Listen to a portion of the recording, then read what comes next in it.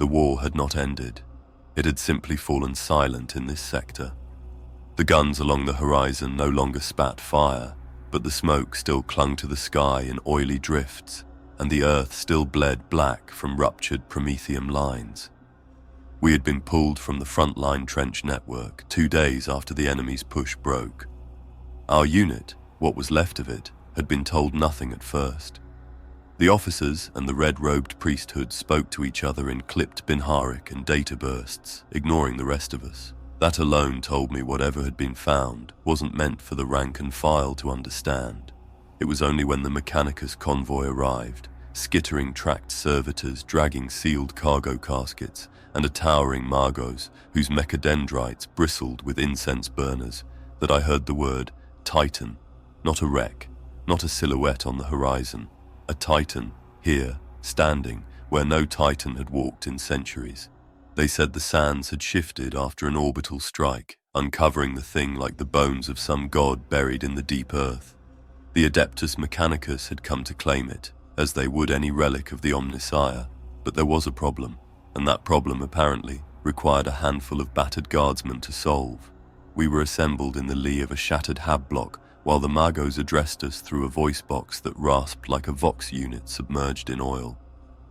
"You will walk with the machine," it intoned, augmetic eyes scanning us as though assessing component parts. "You will protect the sacred form as we make our approach. You will not question the will of the Omnissiah, nor will you touch that which is not yours to touch. In return, you will witness a miracle, the resurrection of a god engine." No one spoke. A few muttered litanies under their breath, half to appease the priesthood and half to keep their own fear in check. I simply nodded. It was not the first time I'd been sent into something I didn't understand, and it would not be the last. We swore the oath to the machine, hands pressed to the aquila, voices repeating the Magos' words about purity of purpose and the sanctity of function. It felt ceremonial, almost theatrical, but when the Magos anointed our foreheads with oil, I noticed the tremor in his augmetic hand. Whatever we were walking toward, even he was unsettled. The march began at dawn, though dawn was a thin, yellow-grey light struggling through the perpetual dust. We moved in file behind the Magos' retinue, the air thick with the smell of incense and machine oil. The first time I saw it, I didn't realize what I was looking at. It was just a shadow in the distance, too large to comprehend, the outline of a mountain that hadn't been there yesterday. It took minutes for my mind to assemble the details. The cathedral spires along the carapace, the jointed legs like the pillars of some colossal shrine, the cannon barrels jutting from the shoulders like the arms of a war god. The god engine. It was standing, not sunken in the ground, not half collapsed, upright. The faded banners of a long-dead legio hung limp from its armor plates. Rust streaked the greaves, but the joints gleamed faintly, as though they had been cleaned. The Magos halted the column and began the rites of approach, mechadendrites unfurling censers that spat plumes of incense into the wind. His tech acolytes joined him in a chorus of chanted binharic, the metallic syllables rolling over us in waves. Blessed be the motive force, blessed be the Omnissiah's hand in all things, blessed be the sanctity of steel. I tried to keep my eyes forward, but the sight of that towering frame was magnetic. I had served under artillery batteries, seen bane blades crush hab blocks under their treads, but this was different. This was not war machinery. This was a god-given form, and yet, something about it was wrong. It wasn't the damage. Titans always bore scars from their wars. It was the stillness, not the stillness of something at rest, but of something waiting. Eyes down, the sergeant growled beside me, but his voice lacked its usual authority. He was staring too, despite himself. When we reached the perimeter the Mechanicus had set up, I noticed the lack of activity.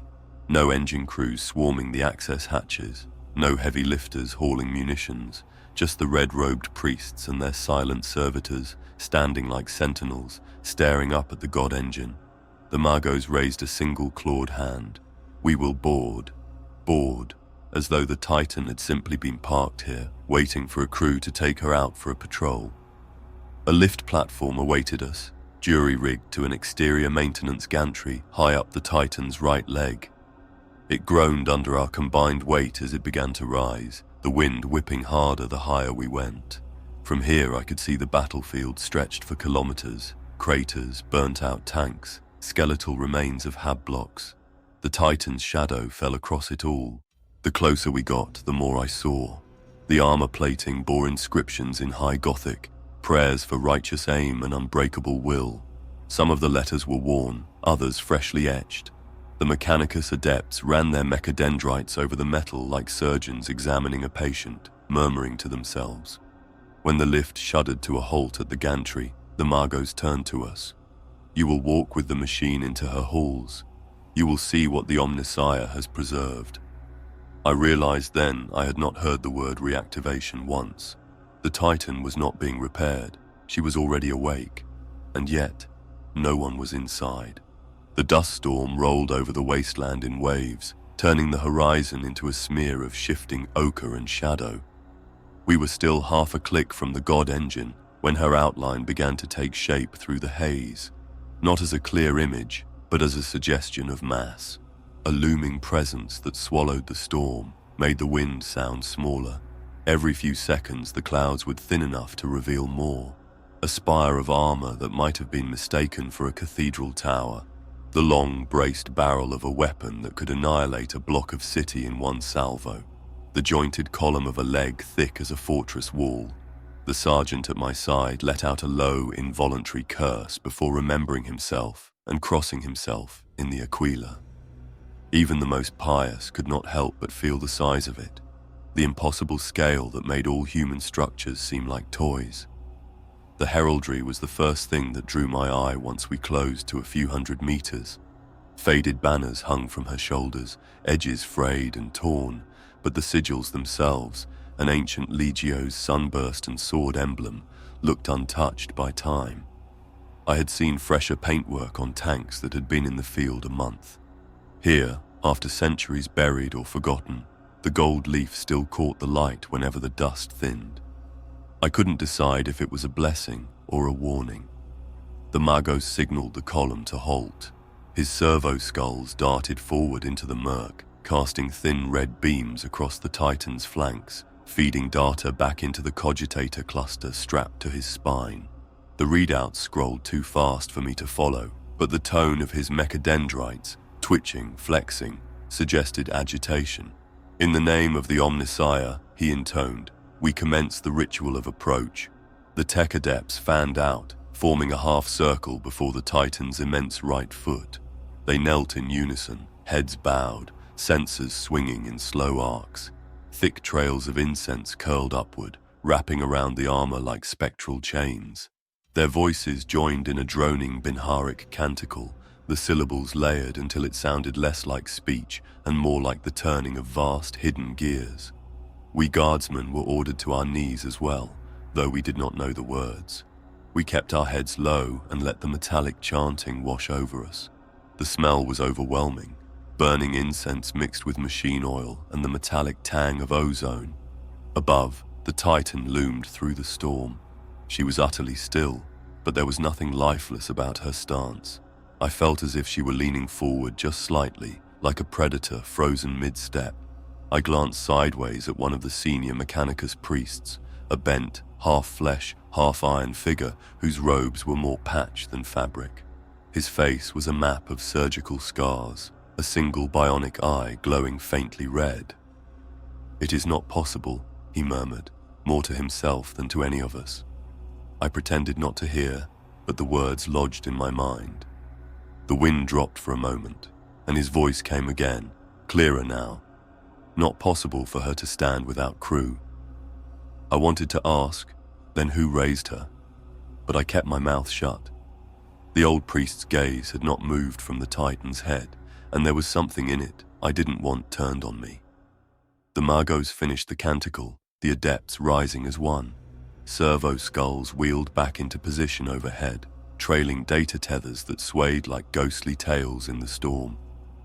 "By right and by seal," the Magos declared, "we enter." The words felt final, like crossing a threshold into something from which we could not return unchanged.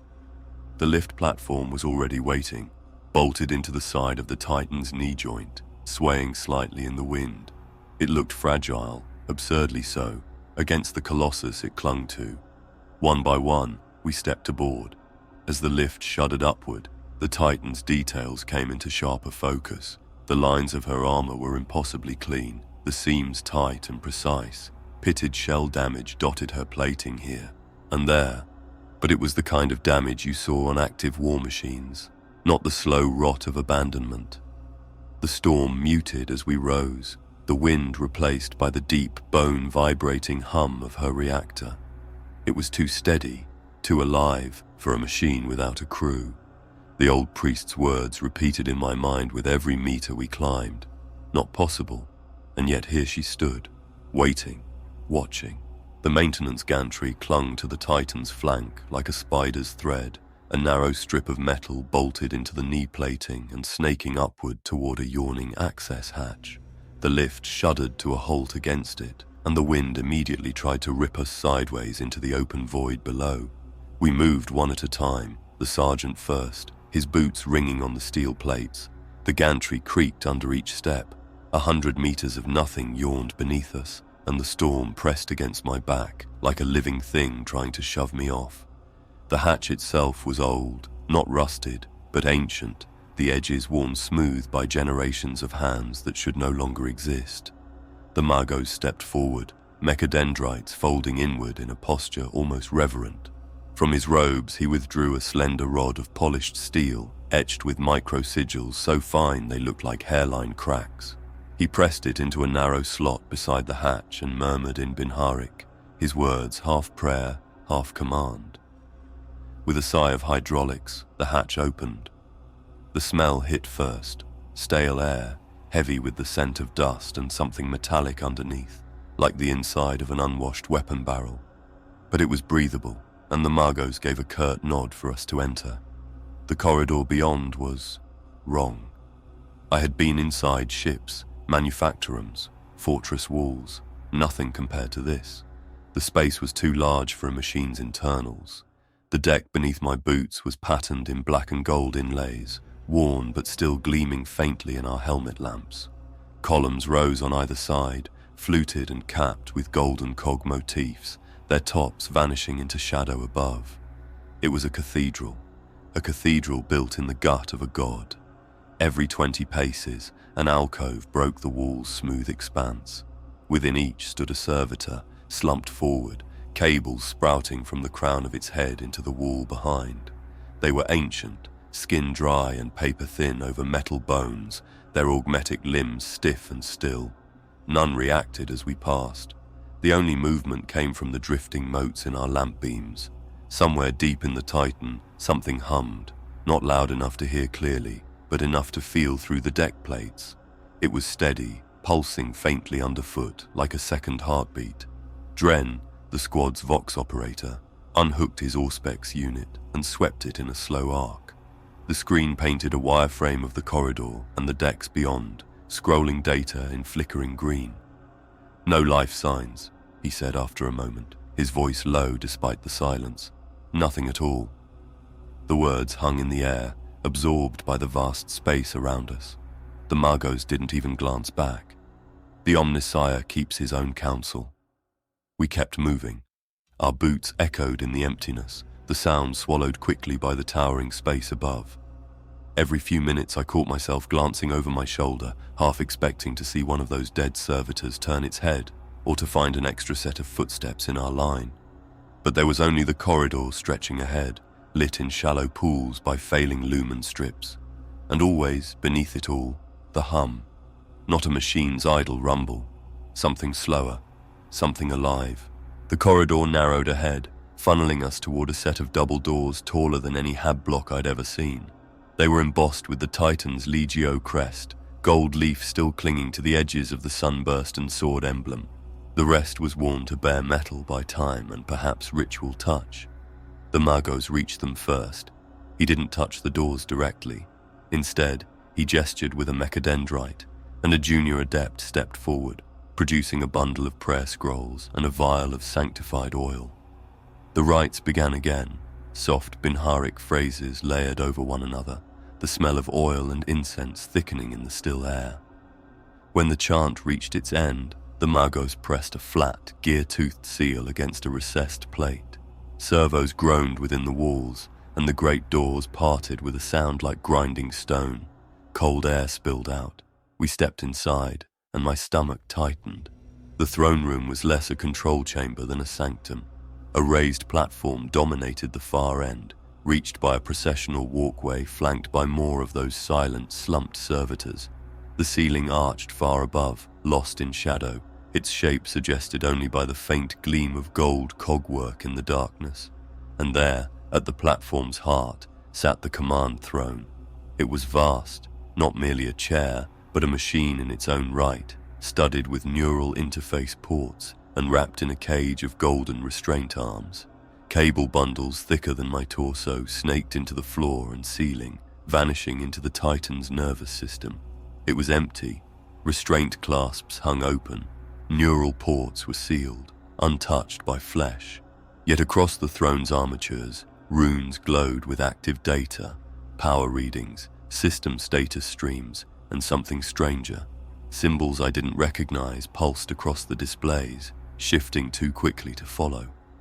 I took an involuntary step forward, my boots ringing against the deck. The hum we'd felt in the corridors was louder here. It was coming from beneath the platform, deep, resonant, almost like the reactor's voice was in the room with us. One of the guardsmen muttered the Aquila under his breath. Another, the old priest from outside, whispered just loud enough for me to catch. Not possible. The Magos ignored both. He mounted the platform, mechadendrites twitching as he circled the throne. At one point he froze, the tip of a steel limb hovering just above a faint smear on the restraint arm. It was a single line of something dark and dried. Blood. "Power readings?" the sergeant asked, his voice stiff. Dren checked the auspex again. "Reactors at full, weapons online, shield generators stable, everything's running, like she's on standby." I looked around the chamber. Every lumen strip glowed at full brightness, every console active, but the seats for the Moderati, the Princeps' lieutenants, were all empty. No crew, no signs they'd ever been here in recent years. And yet the god engine lived. The Magos lowered himself into a crouch beside the throne, his cowl hiding whatever expression might have crossed his half-metal face. His vox grill rasped as he murmured in Binharic, too soft for me to catch. Then, without touching the controls, the deck trembled. A deep, rolling vibration passed through the floor, through my boots, into my bones. The hum in the air shifted pitch, not louder, not faster, but aware. Somewhere outside, something massive shifted its weight. The Titan had moved, and no one had told her to. It began as a change in the hum, a subtle shift in pitch, deeper, fuller, as though the sound had thickened in my ears. I glanced around, expecting to see the Magos at the command throne, manipulating controls, issuing commands. But the Magos was standing perfectly still. The restraint clamps on the Princeps seat remained open. No one sat in it. No hands touched the control lecterns. And yet, the deck trembled under my boots. "Feel that?" Dren whispered. His auspex pressed against his chest, his eyes scanning the deck as though he could see the vibration through the metal. I nodded, but before I could answer, the tremble deepened. Loose tools on the Moderati consoles began to rattle, then roll toward the rear of the platform. Dust drifted from the shadowed vaults above, shimmering in the lumen glow. A deep metallic groan rolled through the chamber, the sound of something vast and ancient shifting its weight. Outside, past the towering command windows, the haze of the dust storm shimmered differently for a moment. At first, I thought it was just the wind changing direction, but then the entire horizon seemed to sway. Not the horizon. United States. The Magos' mechadendrites flared outward, their tips twitching like the whiskers of some titanic animal sensing the air. His Binharic chant rose sharply in pitch. "Status!" the sergeant barked, his voice thin in the massive space. Dren glanced down at his auspex again, then at the nearest data runic panel. Reactor output spiking, gyro stabilizers compensating, throne of the Omnissiah, the deck lurched, not violently, not like a ship hit by artillery, but slowly, inexorably, as though a mountain had decided to shift a single pace. The sound was beyond hearing. It was felt, a bass vibration that crawled up my legs, through my spine, and set my teeth aching. I stumbled against a console, catching myself with one hand. Through the forward viewing ports, the entire world tilted as the Titan's right leg bent, the immense knee joint lowering by perhaps a meter. And then, with the solemn inevitability of a guillotine's fall, the foot came down. The impact was muffled by the thickness of the hull, but I felt it as a shudder that passed through every beam and plate of the machine. Far below, the ground must have quaked like an earthquake. "By the throne," one of the guardsmen breathed. The sergeant's eyes snapped toward the Margos. "Was that you?" The Margos's hood turned slowly, his bionic eyes glinting in the dim light. "Negative. No command issued. The machine spirit moves." "That's not possible without—" the old priest began, but his voice died in his throat. His gaze was fixed on the empty princeps throne, its cables swaying faintly from the movement, as if mocking the absence of any flesh to receive them. The sergeant turned on Dren. "Any remote control signal? Override from another source?" Dren's fingers danced across the auspex and a nearby lectern, his face pale. "No vox bursts, no data commands from external. It's like the motive systems just engaged themselves." "On instinct?" another guardsman asked, his voice thin with disbelief. The Magos's vox grill rasped with Binharic, then translated in his low, static-laced monotone. "The motive force of a god engine is bound to the will of its princeps and the sanctified code of the Omnissiah. But in times of grave peril, the machine spirit may act to preserve itself." The sergeant snorted. "Preserve itself from what? There's nothing out there." "Perhaps nothing you can see," the Margos replied. That was when I realized the hum had changed again. It wasn't fading, it was settling, like an animal lying back down after rising to its feet. The faint sway of the hull eased, the trembling through the deck plates subsided, and the Titan stood still once more. The storm outside still roared, the dust still curled and drifted, but I couldn't shake the feeling that the god engine was listening. One of the guardsmen broke the silence. "Could be just, I don't know, like a reflex. You know, like how a body twitches after—" "Reflex," the old priest spat, as much scorn as frailty in the word. "This is no corpse to twitch. This is a holy engine of war. She moves because something wills her to move." "Yeah?" the sergeant shot back. "Then maybe you can explain why no one's in the damn thing." The argument swelled, voices overlapping, some half joking to keep their fear down, others sharp and quick with anger. I only half heard them. My eyes kept drifting to the forward viewing ports, to the vague suggestion of the Titan's immense head beyond, and the storm curling around it like incense around a shrine. I'd seen machines move without command before, but only when they were wrong. Damaged servitors spasming in their final moments, crippled tanks reversing into cover after their crews had been killed, the kind of movements that looked like thought but were only echoes of programming. But this step had felt deliberate. The Margos raised a mechadendrite, and the noise died. "The Omnissiah has stirred his servant," he said, voice almost reverent. "This is no malfunction. You are witnessing an awakening." "Awakening to what?" I asked before I could stop myself. The Margos turned that impassive, half-metal face toward me. "To purpose, whether you perceive it or not." There was nothing to say to that. The sergeant gave a slow shake of his head, muttering something about reporting this to command. But I could see it in his eyes. He didn't know what command could do about something like this. The Margos stepped closer to the throne. His mechadendrites brushed the air above it, as though sensing currents invisible to us. "We proceed," he said finally. "The heart must be seen. Only there can we learn why the machine spirit walks." His adepts began filing toward the rear of the throne room, where another set of doors waited. The guardsmen followed, though not without casting a few last glances at the silent, empty seat at the room's center. I lingered just a moment longer, my boots still planted in the same spot they'd been when the Titan had moved. The vibration was gone now, but the memory of it, the way it had resonated in my bones, stayed. It hadn't felt like a twitch. It had felt like a breath.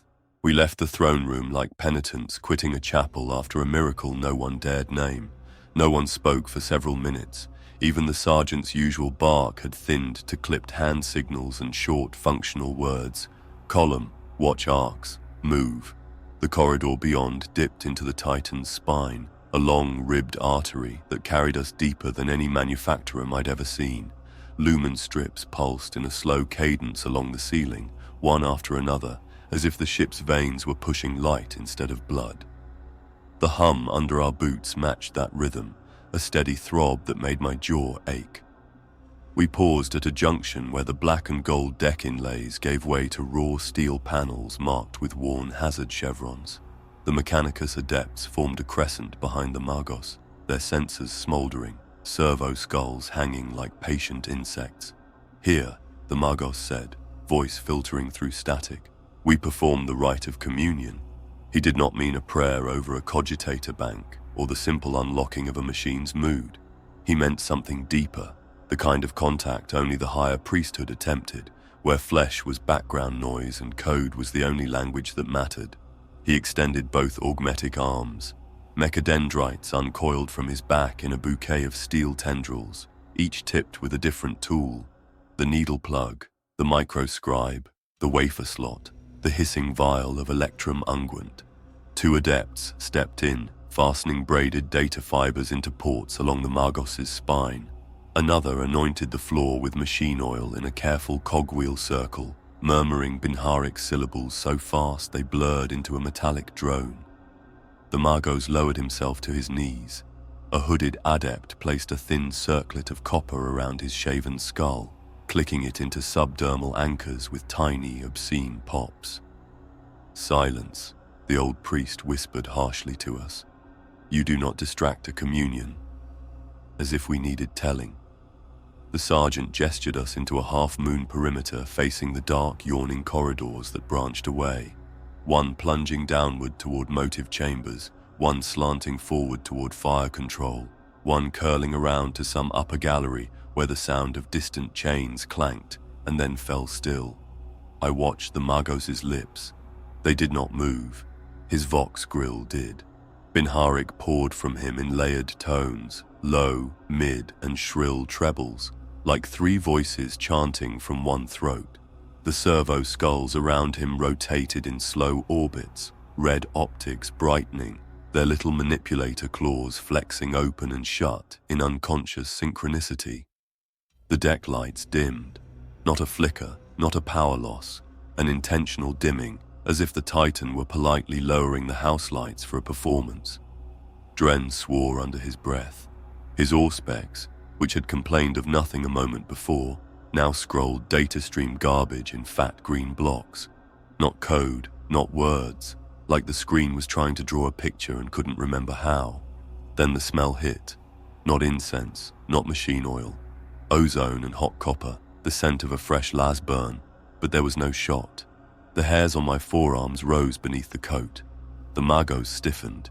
Every mechadendrite froze mid-air. The Binharic cut off. For a heartbeat, he looked like a man who has just realized the cliff is under his feet, not in front of them. Then the Titan spoke. Not to us. To him. The sound wasn't audible at first. It was felt as a pressure inside the skull, as if the world had grown heavier and was resting its weight on the hinges of my jaw. The lumen strips brightened in a rolling wave. The hum underfoot dropped by a harmonic, a warm bass note that vibrated in my belly. Dren gasped. His Auspex went pure white and then black, then began drawing thin, concentric circles that looked horribly like the iris of an eye. Magos, the sergeant said, too loud and too human in that charged air. The Magos did not answer. His mouth hung open, teeth bared, breath stuttering in quick, dry pulls. The copper circlet glowed a delicate cherry red. His augmetic hands twitched in short, insectile spasms.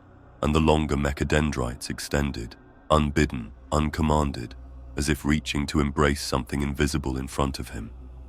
The adepts around him kept the ritual in their way, some whispering binary prayers, some slapping seals to the deck, one gently aligning a trembling data spike with a socket in the floor that had not existed there a moment ago.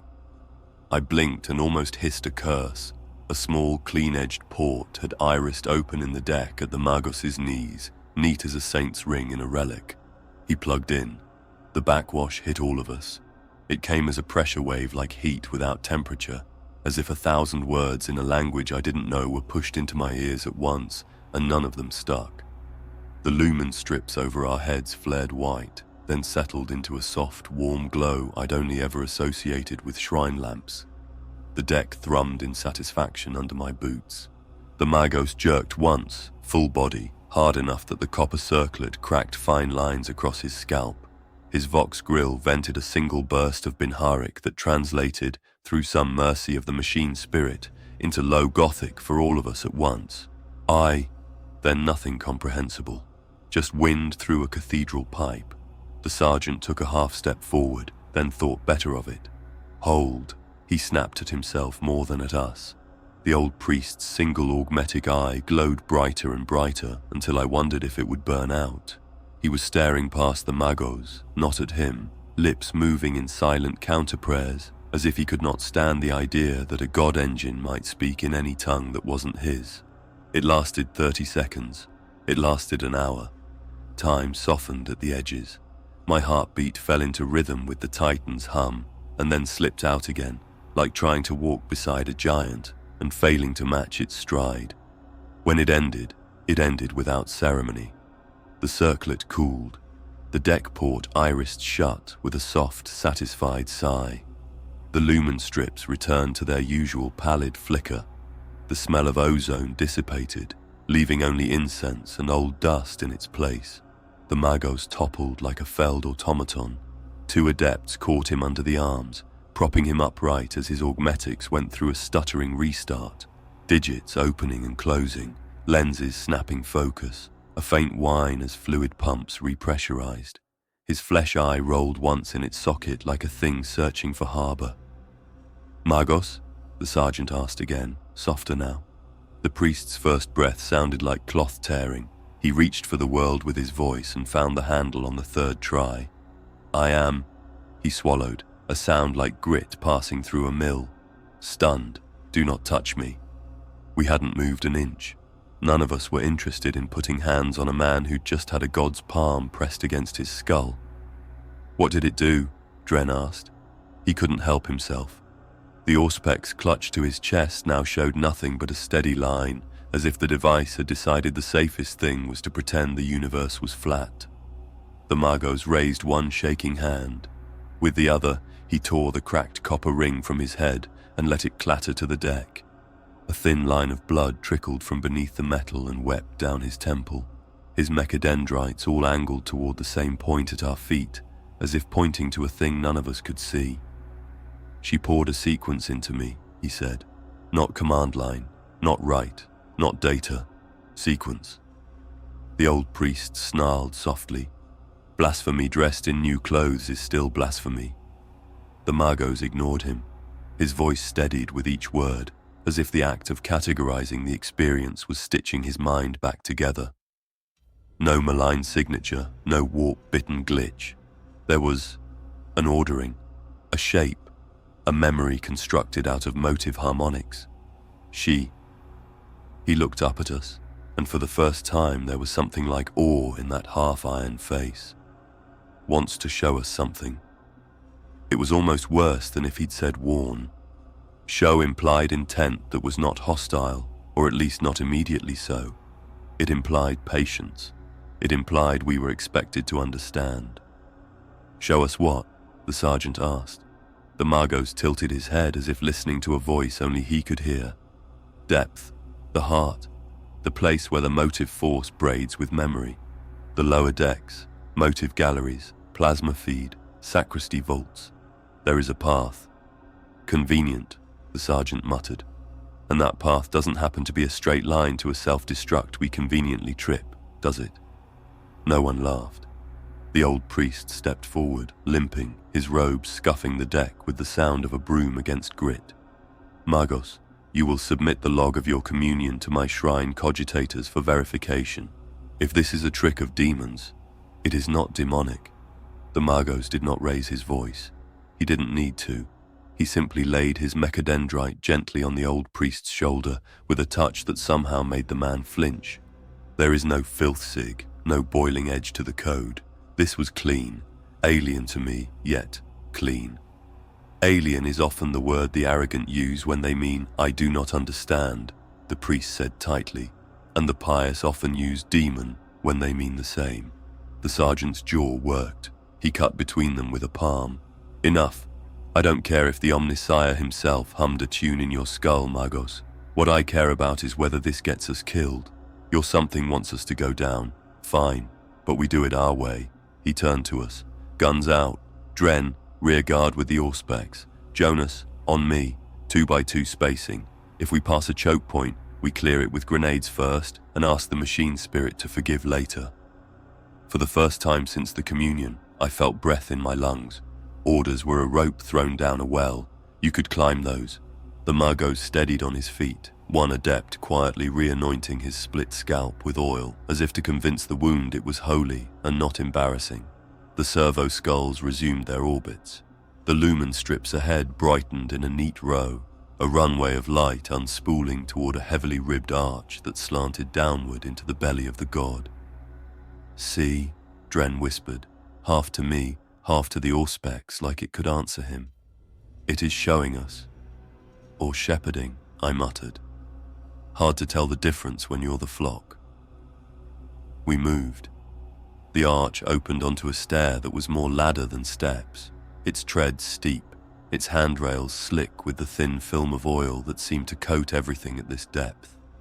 The air grew warmer, then colder, then warmer again in small, inexplicable draughts that smelled of old sparks and sacramental ash. We descended into a vaulted gallery where pistons the size of hab towers rose and fell in slow, perfect timing.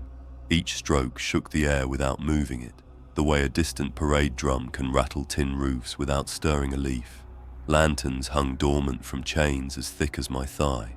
Some were lit. I refused to ask who. Our footfalls sounded wrong down here, too loud, too small, like men walking in a sleeping beast's mouth. Every few dozen meters the deck changed texture, stippled grip, then smooth sacrament stone, then gridded steel. At one turn a shrine had been built into a bulkhead, a small cog altar crusted with candle wax and a stack of purity seals so fresh their ink hadn't fully dried. The wax still smelled sweet. "Squad halt," the sergeant whispered. He studied the shrine, then the floor before it, then the gallery beyond, thinking like a soldier while the rest of us thought like frightened pilgrims. "Tripwires." Dren knelt, passed the Auspex wand along the deck. No lines, no mines, just this. He tapped the purity seal stack with the back of his knuckles.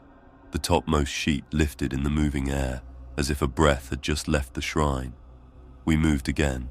The Titan's hum deepened with each level, as if, satisfied we were coming, she was lowering her voice for a secret. The lights around us behaved like courteous servants, dimming a touch behind, brightening a touch ahead, never stuttering, never flaring. The machine was aware of us walking inside it. I could not shake the sensation that it had adjusted its stride to keep the internal forces gentle while we traversed, like an adult keeping their steps small for a child's hand. "Say it," Dren murmured as we negotiated another ladder temple hybrid, his helmet close to mine. "Say the thing you're not saying." I kept my eyes on the rungs. "You first." "It's not instinct," he said. "Not like a reflex. She wants," I heard him say it, "she wants to show us something. Machines don't want." "Some do," I said. "We just like the ones that want what we want." We reached a landing. Ahead, a door, round, pressure sealed, its edge etched with warning sigils, weighted like a closed eyelid. The Magos brushed past us, and for a heartbeat I thought he would rush it like a zealot. Instead, he stopped, bowed his head, and lifted a single mechadendrite. "Allow," he whispered, not to us, not to the air, but to the Titan. The door's seals unlatched one by one in a slow, courteous sequence. A soft exhalation of air brushed our faces. The smell was warmer here, closer to living breath than stale crypt. The sergeant looked back along our line, count confirmed in a glance, and then he nodded. "We continue deeper," he said. He didn't add because the God engine wants to show us something. He didn't have to. We all heard it anyway.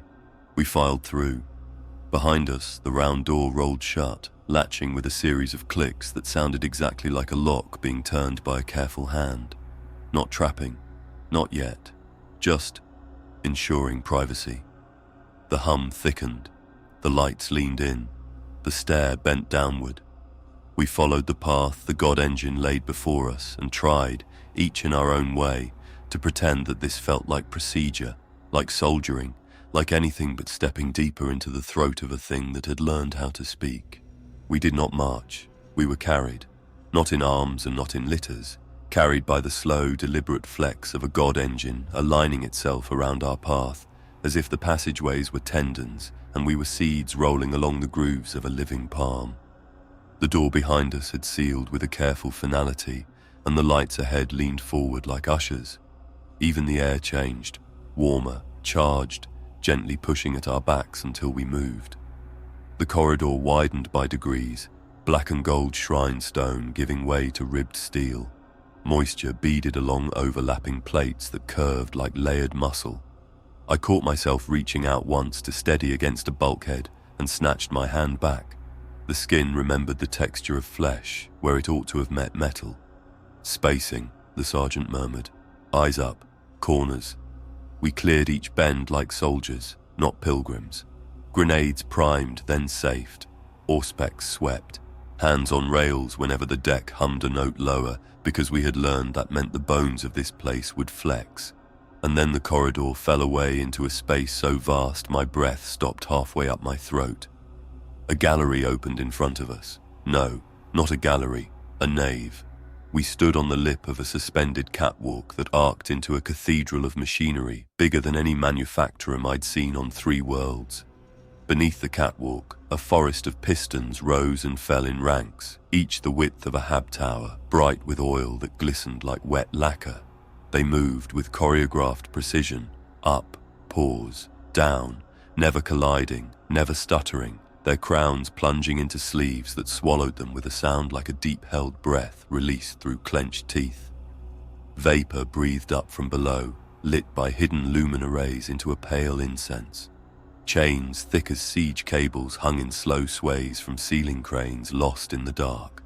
Railed gantries far below and far above, crossed in impossible lattices, and every surface shone with the kind of polish that speaks of recent devotion. But no crews walked those walks, no riggers, no oil saints, no spanner serfs with their tool shrines, only motion, only gleam. "Throne," Fen whispered, because any louder would be sacrilege. Who greased all that? Dren's auspex ticked in his hands as he swept the void. No tags, no heat sources, no power signatures except the galleries and us. A beat, and something low frequency, can't pin it. The Margos drifted to the rail like a man approaching an altar. His mechadendrites unfurled and trembled at the gallery's edge. Drops of oil gleamed along the piston shafts and ran in deliberate, perfect lines to catch basins. They overflowed in exactly measured dribbles into feeder channels that wove back into the deck like veins.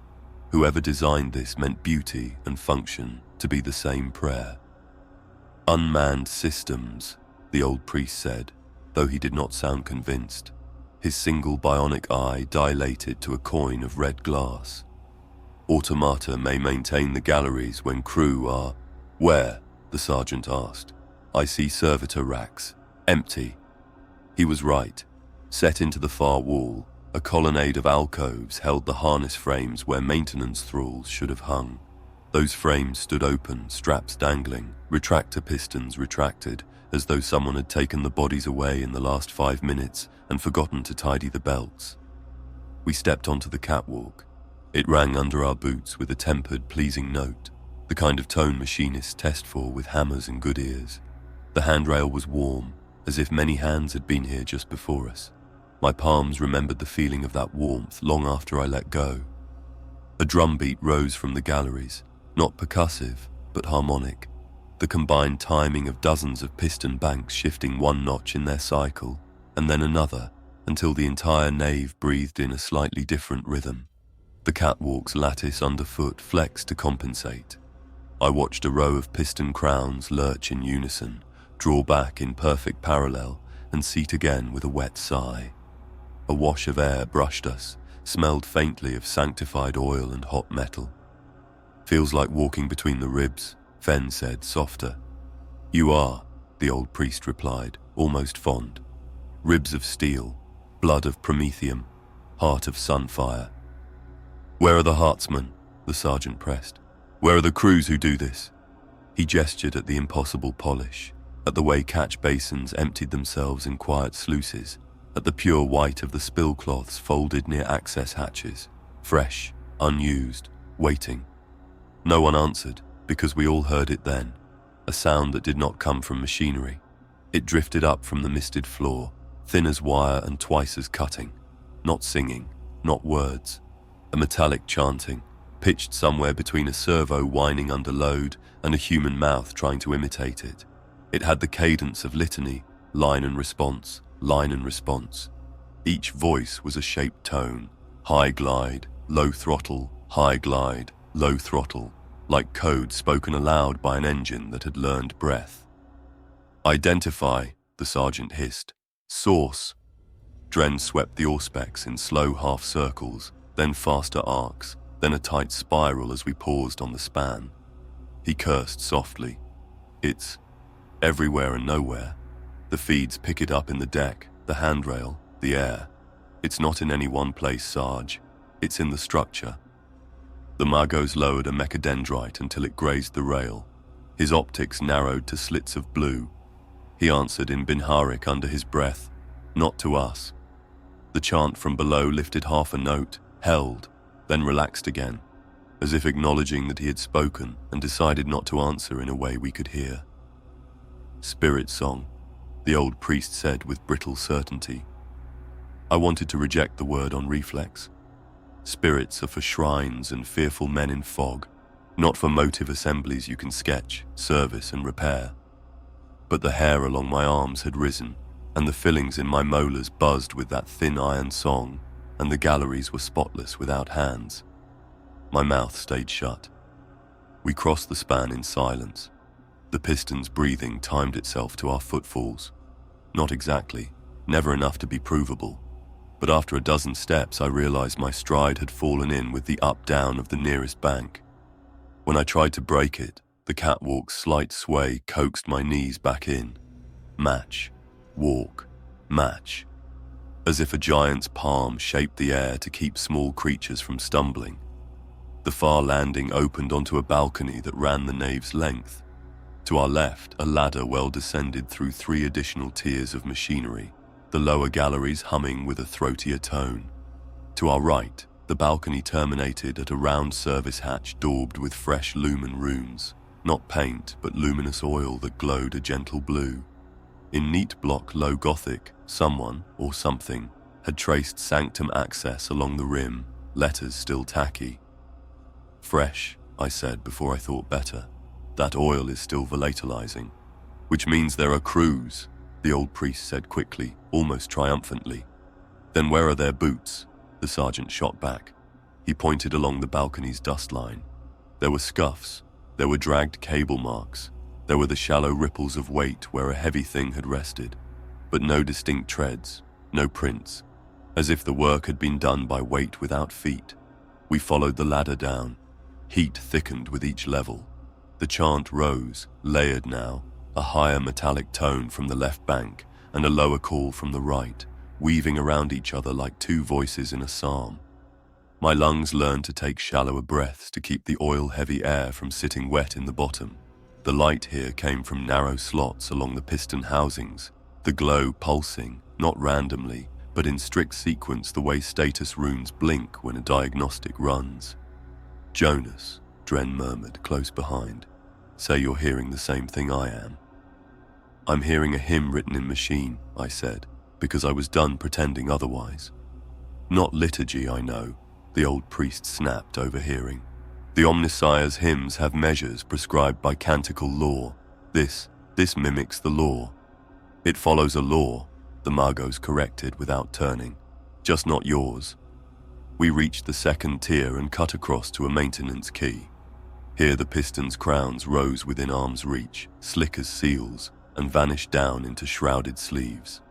Between banks, narrow service trenches glimmered with recirculating oil. I knelt and touched a finger to the surface. The viscosity was high, the temperature perfect. When I lifted my hand, the film crawled back to the pool in a trembling thread, unwilling to leave its system. A living thing obeying capillary law as though it had a will. We passed tool shrines stocked with precision spanners, torque wands, micro calipers, each set in velvet-lined crates as if they were reliquaries. None showed dust. One torque wand still ticked faintly where a dial rested between marks, as if a hand had just set it down and the instrument hadn't yet decided it was alone.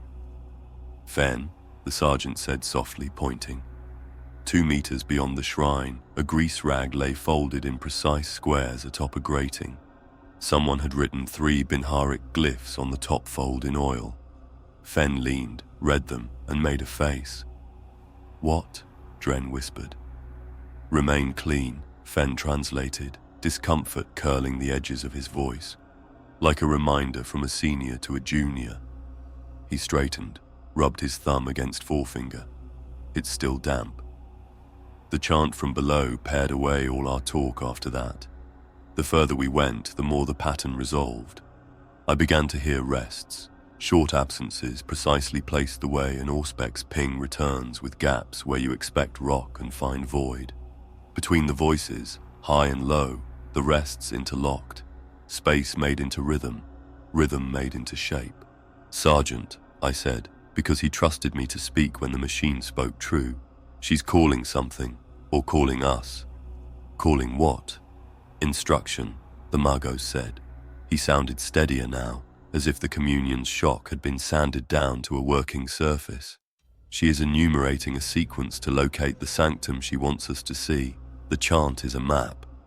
"Then hum it quieter," the sergeant said, "or teach me to not hear it." No one could. We came to the lowest key the ladder gave us. Below that, the galleries fell away into fog lit from beneath by a red breath. Deeper motive banks or plasma reflux, I could not tell. The catwalk ended here against a door that made the others look like engineering afterthoughts. It wasn't larger, if anything it was modest, but it had a presence like a shrine reliquary.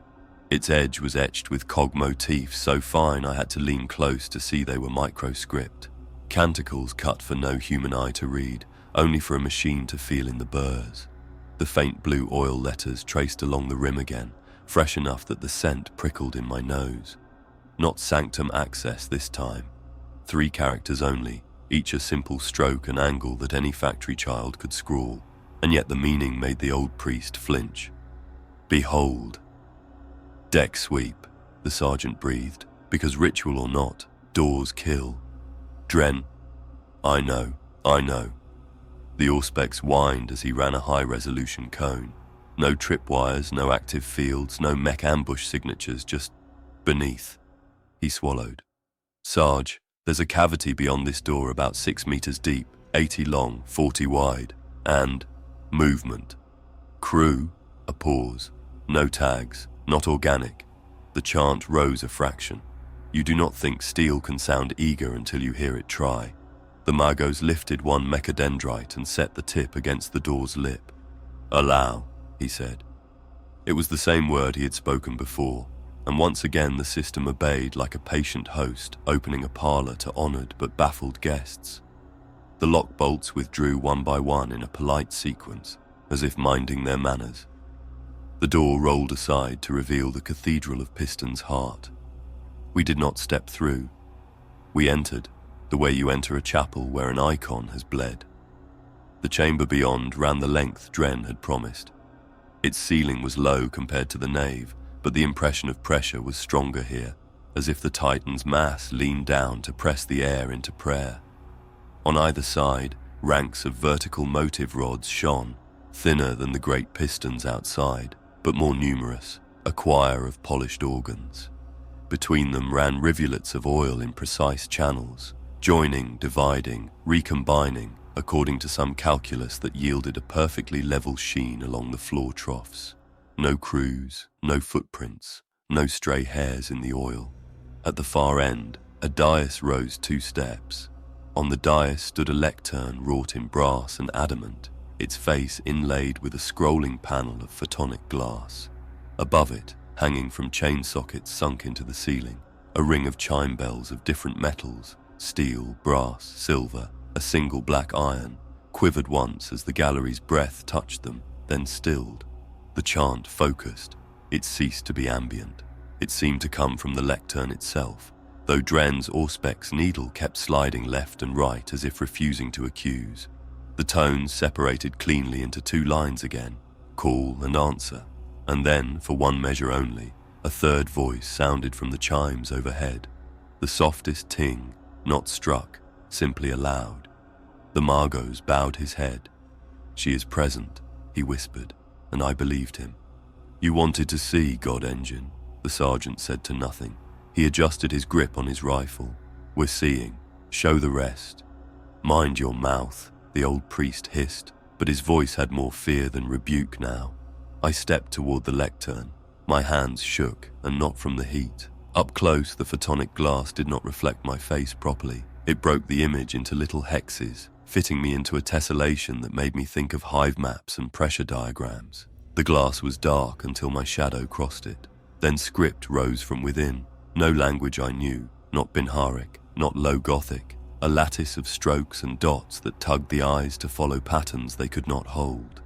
"Jonas," Dren warned softly. "I'm not touching," I said, and I didn't. I spoke instead. "What do you want to show us?" The chant paused. Somewhere in the machine, 100 pistons reached the top of their stroke and waited a fraction longer than they needed to. The bells gave a single, sympathetic shiver. Then the glass bloomed with light, slow, careful, like a candle tended by an old hand, and resolved into images not seen so much as felt. The shapes of corridors we had not walked, the curve of a chamber like a sacristy, a line drawn downward through the Titan's belly to a place where motive and memory braided into something more than system. The path laid itself across the tessellation in gentle pulses, each segment lighting, dimming, lighting again, the way a heart teaches a body the sequence of beating. "It wants us to go deeper," I said. My voice sounded small in that chamber. "Past the galleries, to the vault beneath." "Of course it does," the sergeant muttered, "because every bad story keeps its worst truth under the floorboards." The Margos did not look away from the map. "There is no malice in the sequence." "Then there's hunger," the old priest said, his eye lens whirred, focusing, unfocusing. "Hunger is the oldest malice, and this song tastes of it." I wanted to deny him. I could not. There was a yearning in the order of this place, in the spotless shine, in the measured oil, in the chimes that rang without being struck. It was the yearning of a thing designed for a princeps will that had found a way to live without one and now wanted witnesses. The sergeant exhaled slowly. Duty settled over his shoulders like a familiar, ill-fitting cloak. "We follow the map," he said at last, and none of us said out loud what we all thought, that we were not leading, we were being led. We filed back to the door. It slid shut behind us with that same courteous succession of clicks.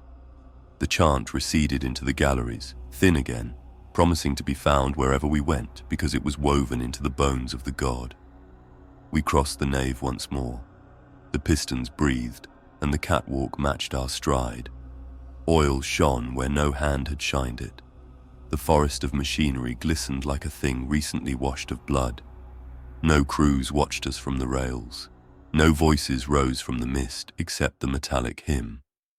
We left the cathedral of pistons for the path the god engine had drawn in light and rhythm, and the silence we carried with us was not caution anymore. It was reverence, and I did not know whether that made us faithful or fools. The path the God engine traced for us pulled away from the piston nave along a service spine that felt too narrow for the weight it carried. The bulkheads closed in, close enough that our shoulders brushed conduits bundled like calcified vines. Lumen strips burned low and constant, the color of bone. The air was cooler here, thinner, as if the galleries had exhaled us, and the machine now expected us to breathe on our own. "Check comms," the sergeant said. "Routine is a prayer." We repeated it. I double-tapped my bead. 8 active, channel clear. "Clear," Dren echoed, lifting the auspex to sweep the corridor's modest volume. The green line ran smooth and bored. We passed a set of shuttered visor ports, square and mean, the kind mounted over fire lanes to protect gunners who were no longer here. A curtain of chain fell across the next arch, each link stamped with a tiny cog. It chimed once as the Margos parted it, as if reluctant to let us through. The hum was different, not louder, tighter, focused the way a man's breath pulls short when he's listening hard. At the next junction, a Vox repeater was bolted to the wall, an old brass faceplate with an inset grille and a cracked clouded auspex glass above it. I almost walked past. Every ship, every foundry, every proper war machine wears such boxes like moles. Their background, furniture, it clicked. The sound was small, a fingernail on a coin, and every weapon in the squad found a target that wasn't there. "Stand by," the sergeant hissed. "The repeaters are dead without command." This one wasn't. The auspex glass flickered, then flared to life with a color it shouldn't have. The weak T-shade of photoreactive lumens that have sat too long in a dark storeroom. A string of binaric numerals crawled across the glass. The grill crackled. "Negative," the old priest said immediately, too fast. "This system is isolated. No line to Master Vox." The grill spoke anyway. A voice bled through, washed thin by a century of distance. It came the way a sea comes to you in a shell, real but thinner than air, all the bass scrubbed out, every consonant ground into silt. "Moderati loci to bridge, steering servos 3 through 7 responding. Princeps, confirm." We stared at the empty corridor, as if it might produce the speaker. It didn't. The Vox did. The words carried the cramped diction of officers who had lived too long with ceremony and cables in their skulls. Dren's mouth made a small O. "That name," he whispered. "Moderati loci." I knew that name from the archive roster the old man made me memorize. Loci served under Princeps Agriel, Legio. The grill hissed and coughed. Another voice shouldered the first aside, urgent and precise, like a knife pushed between cogs. "Princeps Agriel to sacristy, rites complete. We ride, we." It broke like a bone. Static gnawed. Words returned. "By the oath, all commands through me. Vox discipline, catechism, cadence only." The cadence came, not a hymn, an order spoken like prayer, a litany of checks and confirmations. "Loci, here. Pal, here. Gyros, bound. Shields, lit. Heart, bright." The names buckled something in Dren. He wasn't the only one. Fen muttered the catechism along with the dead without realizing he did. Even the old priest's lips shaped 2 of the calls, low and ashamed, as if a muscle knew the motion and the mind hadn't yet agreed. "These officers died in M39, the Margos said softly, opti-lenses narrowing in thought. "Records place this Titan, this hull, in a salt pan 2 continents south by the end of that century. There can be no crew aboard." "Then what is that?" Fen snapped, fear making the angle of his rifle compensator shake. "Memory," the Margos said, "or a map written in memory." The repeater clicked again. A new voice cut in, female, brisk, with that stretched quality that comes from living under a helm too long. "Moderati pole to Princeps. Auger shutter 5 stuck at half. I can't see the east slat." "Accept it," Agriel's flat reply came. "We are behind the measure by 20 counts. Right of ascent resumes. All hands, chant as one." For a few seconds the channel filled with human voices. There were no words in them, just breath pushed through throats in the ascending intervals of an old Mechanicus work song. It should have sounded ridiculous coming from officers who commanded Sun Hearts and City Killer guns. It didn't. It sounded like an engine coming up to temperature. The Auspex glass spidered with hairline cracks as if protesting that it had to carry this weight. "Sergeant," I kept my voice level. "We should move. We can map the route and listen as we go." He nodded once. "Orders are ballast. 2 and 2. Eyes on, ears open. If it speaks again, we don't stop. Just record." We moved. The repeaters were not done with us. 50 meters on, another grill woke as we drew even. It did not click first. It sighed. A breath dragged through wire mesh. "Shields cycling. Wire shields. Why are they singing?" "Pal," Agriel warned, calm becoming a weapon. "Discipline." "Affirm," Pal said, voice small. The corridor doglegged left and dropped through a sloped tunnel lined with fat coolant coils. They sweated. The air tasted like pennies on the tongue. Somewhere deep in the Titan's mass, a gun mount tested its gyros with a low, amused rumble. "Jonas," Dren's whisper found me. "They die, don't they?" "Everyone dies," I said. "You know what I mean," he said fiercely. "This is the day. The vanish. We're hearing their last work." I didn't answer because he was almost certainly right, and that felt like treason against something that could still hear us. The next repeater stuttered back to life before we reached it. Static chewed the first words to marrow. Then, "Bridge to sacristy. Cantors report resonance in the hearts. Listen, listen." A low tone bled through the channel. Not a machine note, not the piston hymn we had walked through. It had a slow-turning beauty to it, an unmodulated purity that made the skin along my jaw tighten. I could not hear it so much as feel the outline of it passing through me. My bones tried to answer and couldn't. "Sacristy," another voice said, awe leaking through devotion. "That is not in the Canticle Codex." "Muzzle that word," Agriel snapped. "We are the Codex." The tone persisted, soft as a wolf behind a door. It followed us. The repeaters were only its teeth pushing through. We crossed a small mezzanine over an assembly well where a dozen little maintenance cradles hung like empty cocoons. Oil dripped from one in slow, stubborn taps. The drops hit a catch plate and slid into a channel. Even crying, the machine tidied itself. The path beyond kinked and widened into a museum of sealed cabinets.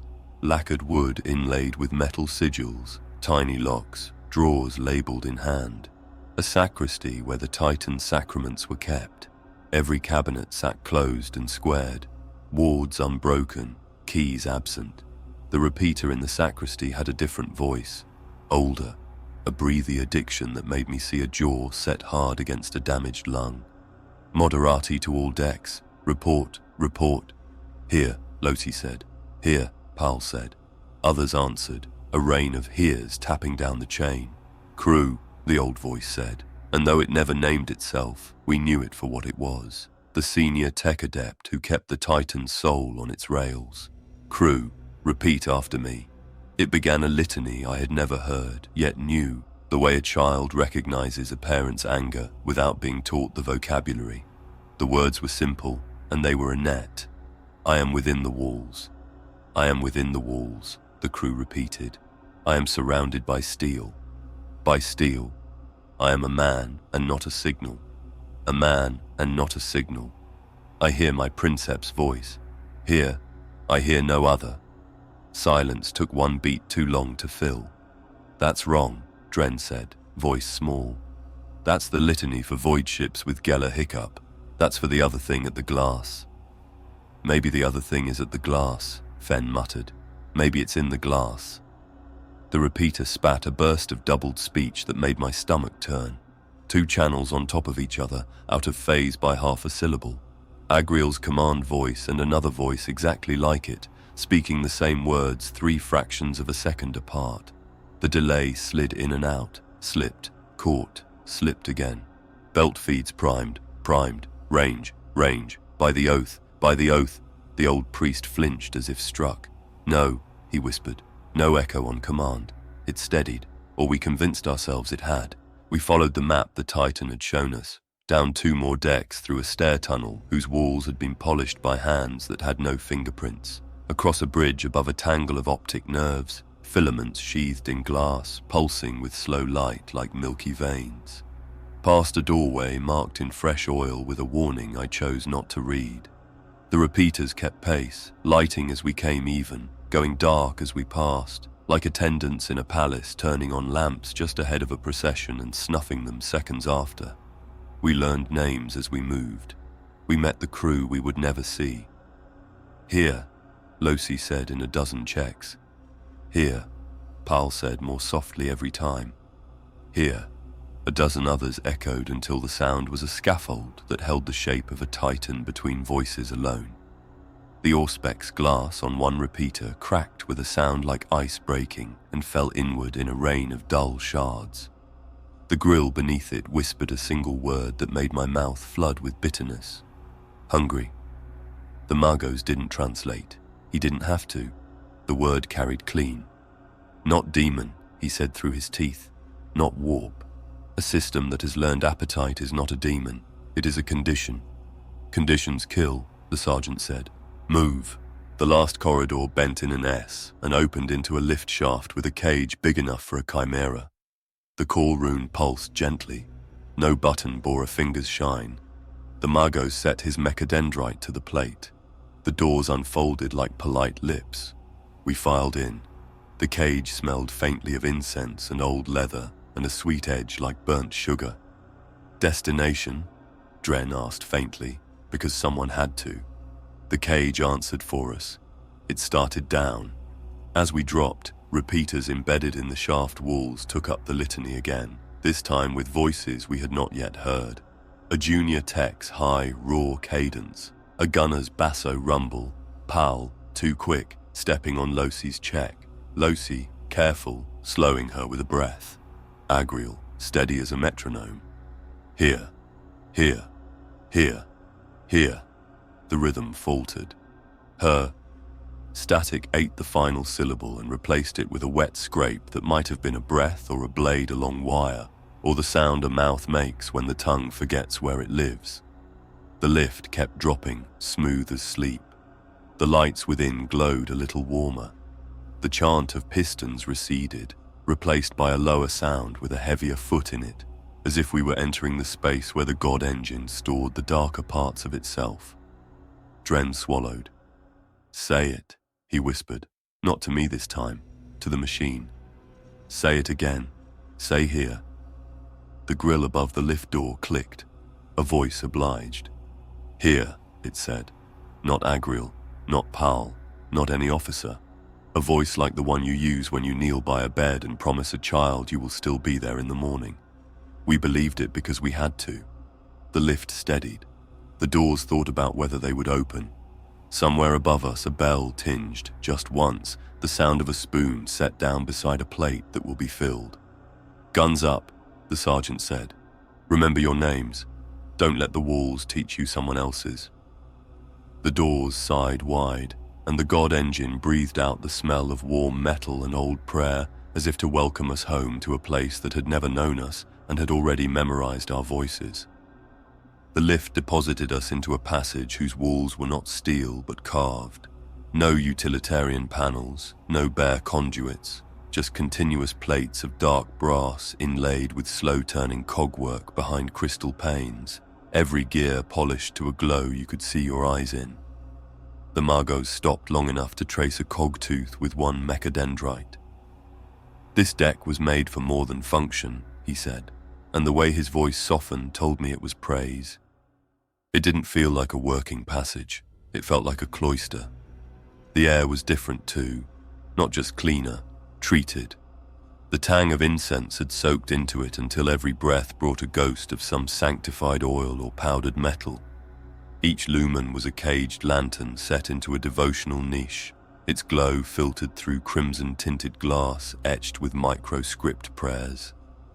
The light shifted with our motion, as if trying to turn its words toward us for reading. The corridor widened into a circular gallery.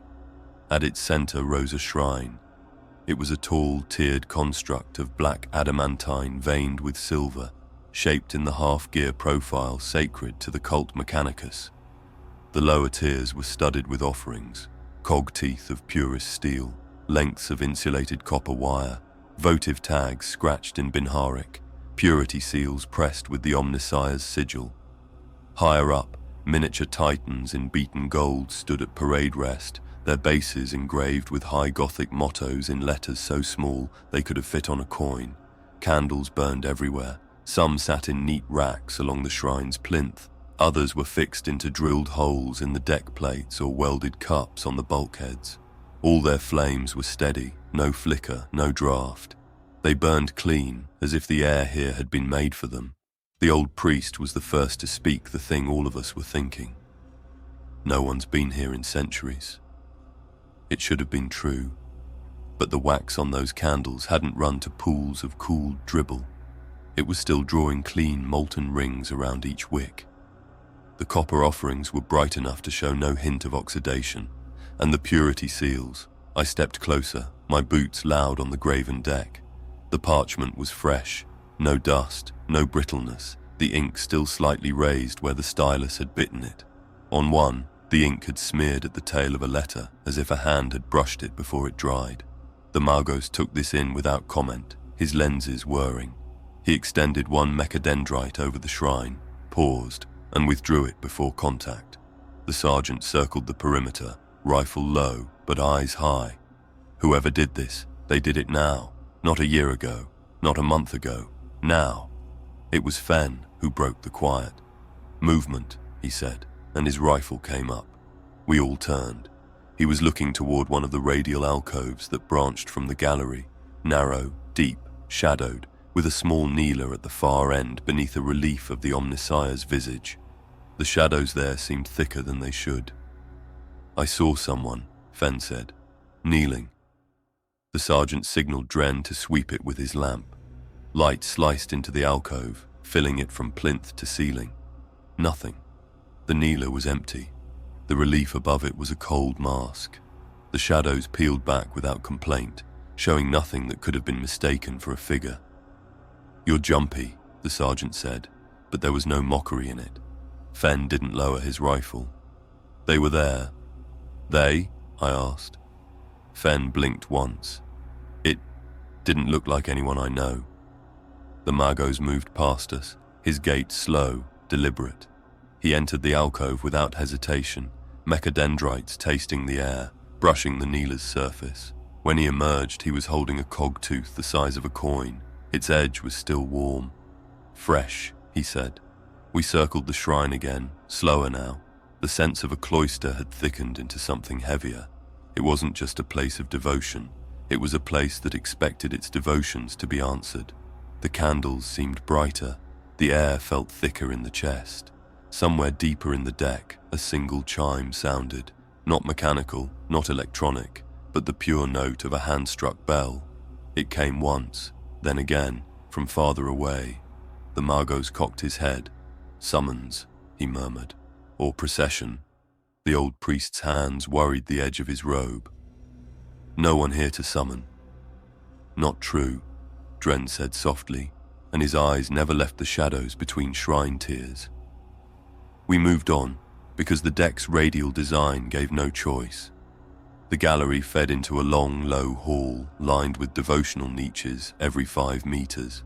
In each niche stood a miniature altar, some bare, some laden with cogwork reliquaries, others with open books whose pages bore impossibly small diagrams of circuit lattices and prayer wheels. And at every third niche, a candle. We didn't touch them, but I could see the way the flame's corona trembled as we passed, not from air, but as if each one leaned fractionally toward us in recognition. The sergeant kept us moving in 2 columns, eyes on the dark as much as the light. No one spoke above a whisper. The air carried a subtle undertone now, a low note you didn't quite hear so much as feel against your ribs. Halfway down the hall, Fen stopped dead.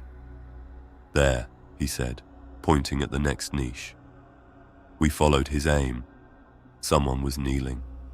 It wasn't like catching a shape in the corner of your vision. The figure was there, centered before the altar, head bowed, hands clasped in the ancient sign of the machine god. The robes were deep crimson, their hems spread across the deck like pooled blood. For a moment, I thought it was one of ours. The Margot's, maybe. But he was behind us, lenses fixed forward, unmoving.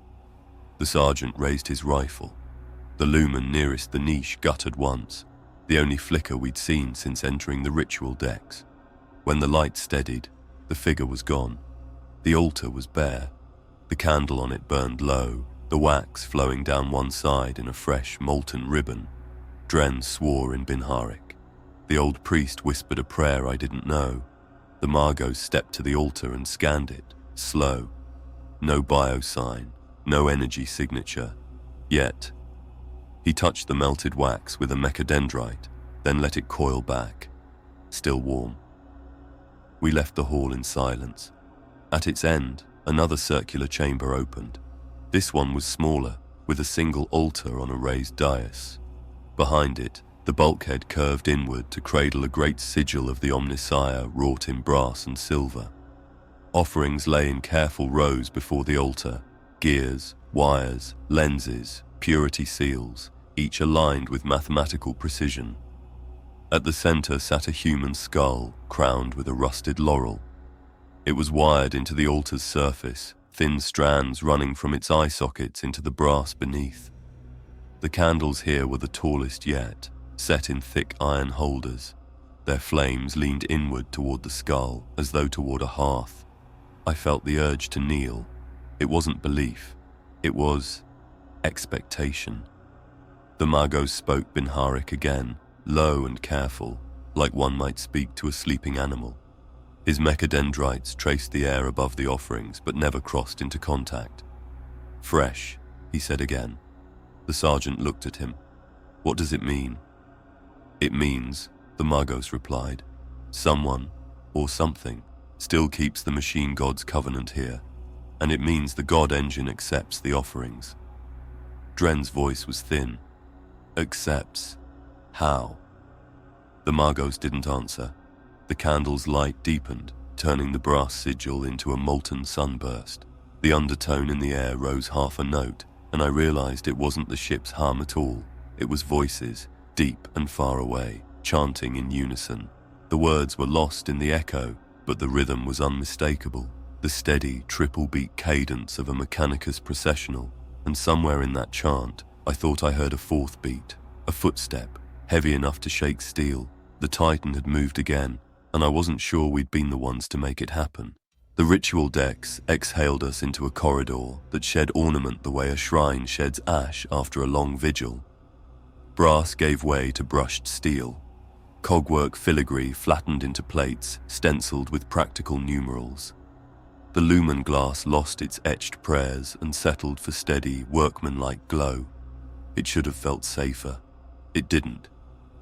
The domicile ring, the Margos said, lenses tightening as if in sympathy with the narrowing hall. Princeps chambers, moderati berths, mess, ablutions, rec alcoves. Keep, he added softer.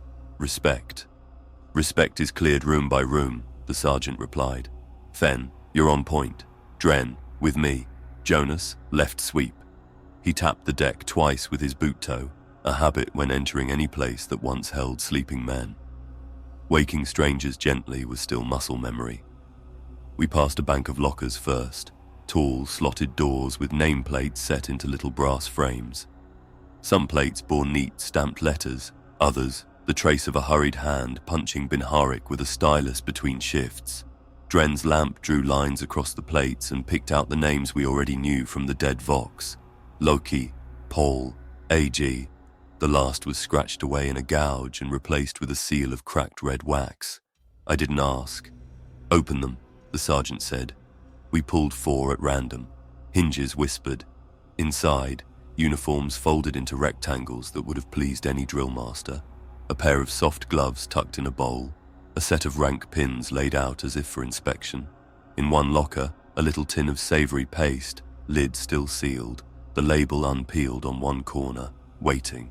In another, a rough charm knotted from stripped insulation wire, 2 loops like linked cogs, hung from a hook. Dust should have powdered everything. There was none. There was instead the film. It lay like the thinnest skin over every surface. Locker shelves, hanger rods, the inside of a boot toe. If I hadn't caught the lamplight just right, I might never have seen it. But when the beam slid along the metal at a sharp angle, the sheen betrayed it. A faint, oily residue smeared thin with the care of a perfectionist. I rubbed a finger along one shelf. The film took my print like water glass. When I withdrew my hand, it crawled back into place in a trembling line and stilled. "Don't," the old priest said sharply. His hand had already reached out to stop me. He snatched it back as if worried the film would remember his touch. "It's lubricant," Dren said, squinting at the smear on my glove. "Refined, purified, with something added. Can't name it. Right-bearing oil," the Magos said. "It carries micro-seals in solution for anointing, meant for engines, not bunks." "So whoever last cleaned this place thought the bunks were engines," Fen muttered. We moved on. The berths opened in short, tidy runs to either side. 2 bunks high, privacy screens, small drawers under each mattress.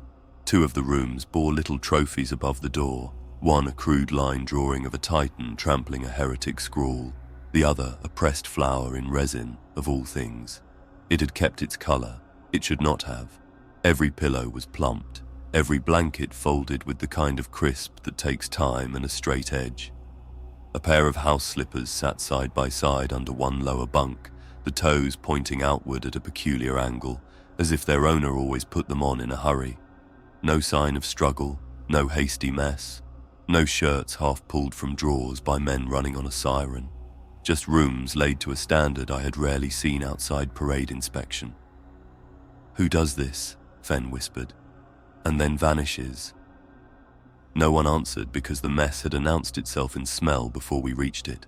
No rot, no souring, just the faint ghost of broth and sharp tea boiled a very long time ago and trapped in the seams of the room. The door slid at a nudge, late grease sighing in tracks. It was a large space, high-ceilinged for comfort rather than necessity, with tables bolted to deck and benches fixed to rails that could retract into the floor for cleaning. The retractors had been used recently. A thin crescent of the film gleamed in a perfect arc along the scuffed deck, where a bench had pivoted and parked. Trays rested in neat stacks at the servery, the top one holding the impression of a cup ring, faint and recent-looking. Cups sat in their rack, rims out, gleaming. Knives stood point down in a block, their edges precisely oiled to prevent tarnish in a room that could not tarnish. On the far wall, a battered notice board had been preserved like an icon, rosters pinned with neat tacks, a lopsided cartoon of a Moderate's helmet scowling at a servo skull, a menu slate still lettered stew, tea, bread, second meat if available in chalk that hadn't smudged. Next to it, a chalk scrawl in a cramped, careful hand. "Pal, pay up on your tea bets, thief." Beneath, a reply in a bolder hand. "Audit me, Losi." "Look," Dren said. At the nearest table, a single tin plate and cup sat set for a meal. Knife and spoon crossed just so. A folded napkin, real cloth, laundered white, rested on the plate. The cup held a breath of liquid that wasn't there a moment earlier. No, that was my eyes, lying. I wanted it to be real. I wanted someone to sit and lift it and sip and complain about rations and ask why the God engine sang. Instead, the cup's sheen told me only that it had been polished in perpetual preparation. The sergeant scanned the overhead corners, the hatch frames, the vents. "Clear," he said to the habit of saying it. "We log and move." "Logs," the Magos said, almost to himself. His mechadendrite had already found the mess slate's data port concealed in the wall. A finger-thin cable whispered out and seated itself with a click that made the hair on my arm rise. He did not close his eyes, but his focus went somewhere behind them. Download. We waited while machines spoke. The mess hummed as if pleased to be remembered. I turned away from the still cup, away from benches set to parade rest, and walked the perimeter. The ablutions hatch stood half ajar. I thumbed it open and let my lamp lead. Inside, sinks of heavy enamel, each with a brass tap, each without a drip. A mirror ran the length of the opposite wall, its surface slightly fogged by something that wasn't steam. I wiped the edge with a gloved knuckle. The film came off in a clear line like polished sap. My reflection returned in slivers. For a moment, my face did not seem quite to align with itself. I closed the hatch. "Report," the sergeant called without raising his voice. The Magos answered in two registers, Binharik first, Low Gothic after, as if translating for our benefit was an afterthought. Mess logs intact, regular entries until the day of disappearance, duty rotations signed, rations tallied, waste recorded, nothing anomalous until, the old priest prompted when the pause stretched. The Magos' lenses flexed in and out like a breath. Until they stopped mid-shift. The last entry is ordinary. T-chit audit complete. Paul in arrears, 3.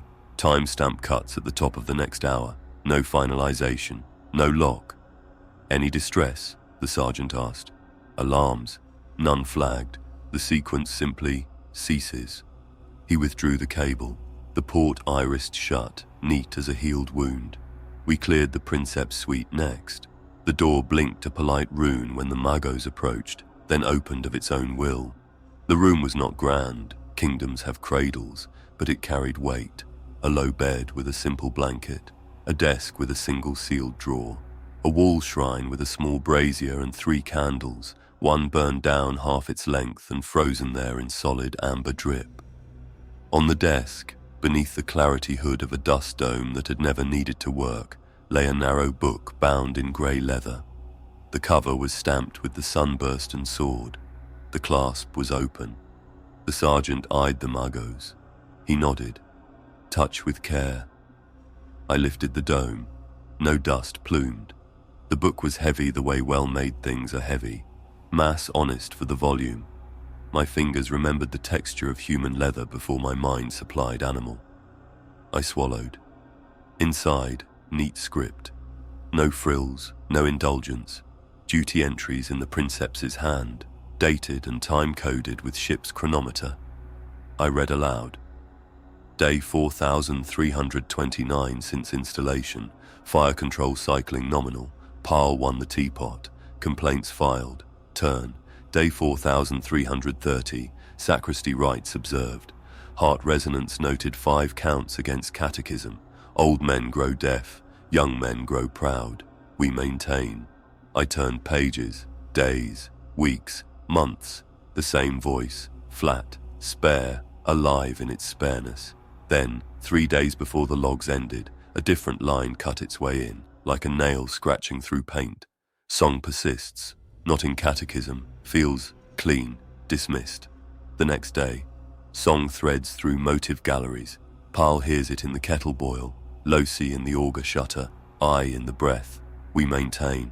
The last entry was a fragment. Half a line. No date. Here. I turned the page. Blank. The leather creaked softly. For a moment the smell of oil thickened. I closed the book and slid it back beneath the dome. Mid-shift, the sergeant repeated, as if saying it would make it small. No scatter, no panic. They laid the beds and set the cups and signed the tea, and then they were not.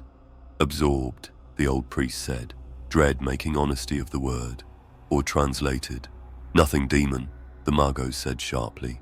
It was not the first time he'd had to split the hair. It would not be the last. No fouling of code, no sour harmonics. The song the Princeps notes reads clean on every band. Clean can still be wrong, the priest muttered. We checked the wreck alcoves. A game board sat with pieces arranged mid-match, black in the advantage, white poised to counter with a move any officer would have caught in an instant. The pieces had been polished until their edges rounded, until the board's grid had worn into the deck plate beneath. A deck of St. cards lay fanned with gambler's precision, each card aligned to the edge of the next. A book of shipboard jokes, obscene drawings and all, sat open to a page where someone had begun correcting the grammar in tiny, outraged annotations. We checked the infirmary cubby, bandages rolled and tied, a tray laid for a suture, a pair of bone shears with a bright film like new lacquer on the hinge. We checked the chapel annex, the human one, not the machine shrine. It was small, tucked into a nook no architect had meant for worship, but crew always find their saints a corner. A cheap aquila cut from scrap hung above a bench. Candles here were stubs pooled and repooled, not the tall cylinders from the ritual decks. One had burned into its own holder until the tin warped and the wax glazed it. Someone had written, for the Emperor, for the Princeps, for a quiet watch on the bulkhead in charcoal, and signed only with 3 dots. I signed in my head with them and did not move my hand. When we were done, the domicile ring felt like a museum that had curated the idea of human life and got it almost right. Every sign of habit preserved, no sign of departure. Film everywhere, like a supplicant's hands had smoothed the world thin. The sergeant gathered us in the corridor. His voice stayed low because the air here insisted on it. We log it, we move. Next stop is the lift to the heart. Eyes open. If you feel pulled, you speak. Pulled how? Fen asked. You'll know, he said. The same way you know when a crowd wants you to walk their way. As we turned toward the lift, the mess repeater behind us clicked once and cleared its own imaginary throat. No voice came. Only the soft scrape of a cup set down by a hand that had learned how to touch without fingers. I did not look back. The film along the deck shivered in a faint approving line and then lay still, and the God engine's hum shifted to a key that promised we would see its heart whether we wished or no. The domicile ring narrowed into a throat of steel and cable. Gone were the alcoves and personal relics. Here the walls were bare, ribbed with structural bracing and conduit bundles the width of a man's chest. The air smelled different, less of oil and polish, more of something dry and metallic, like the inside of an old cogitator casing. The lift well waited at the corridor's end, a vast circular shaft that plunged into shadow below and rose out of sight above. Rails and cable towers studded its sides like the teeth of a giant gear. The lift platform itself was broad enough to hold a half-dozen sentinels, its deck patterned with yellow-black hazard chevrons, so faded they looked painted for a different world. The Magos approached first, mechadendrites twitching toward the control altar mounted at the edge. A single rune pulsed there, amber, patient, waiting for the proper hands. He pressed the seal of his order to the reader and muttered a line of Binharik so fast it was almost a hiss. The rune turned green. With a groan like stone settling under a cathedral, the platform shuddered, then began to descend.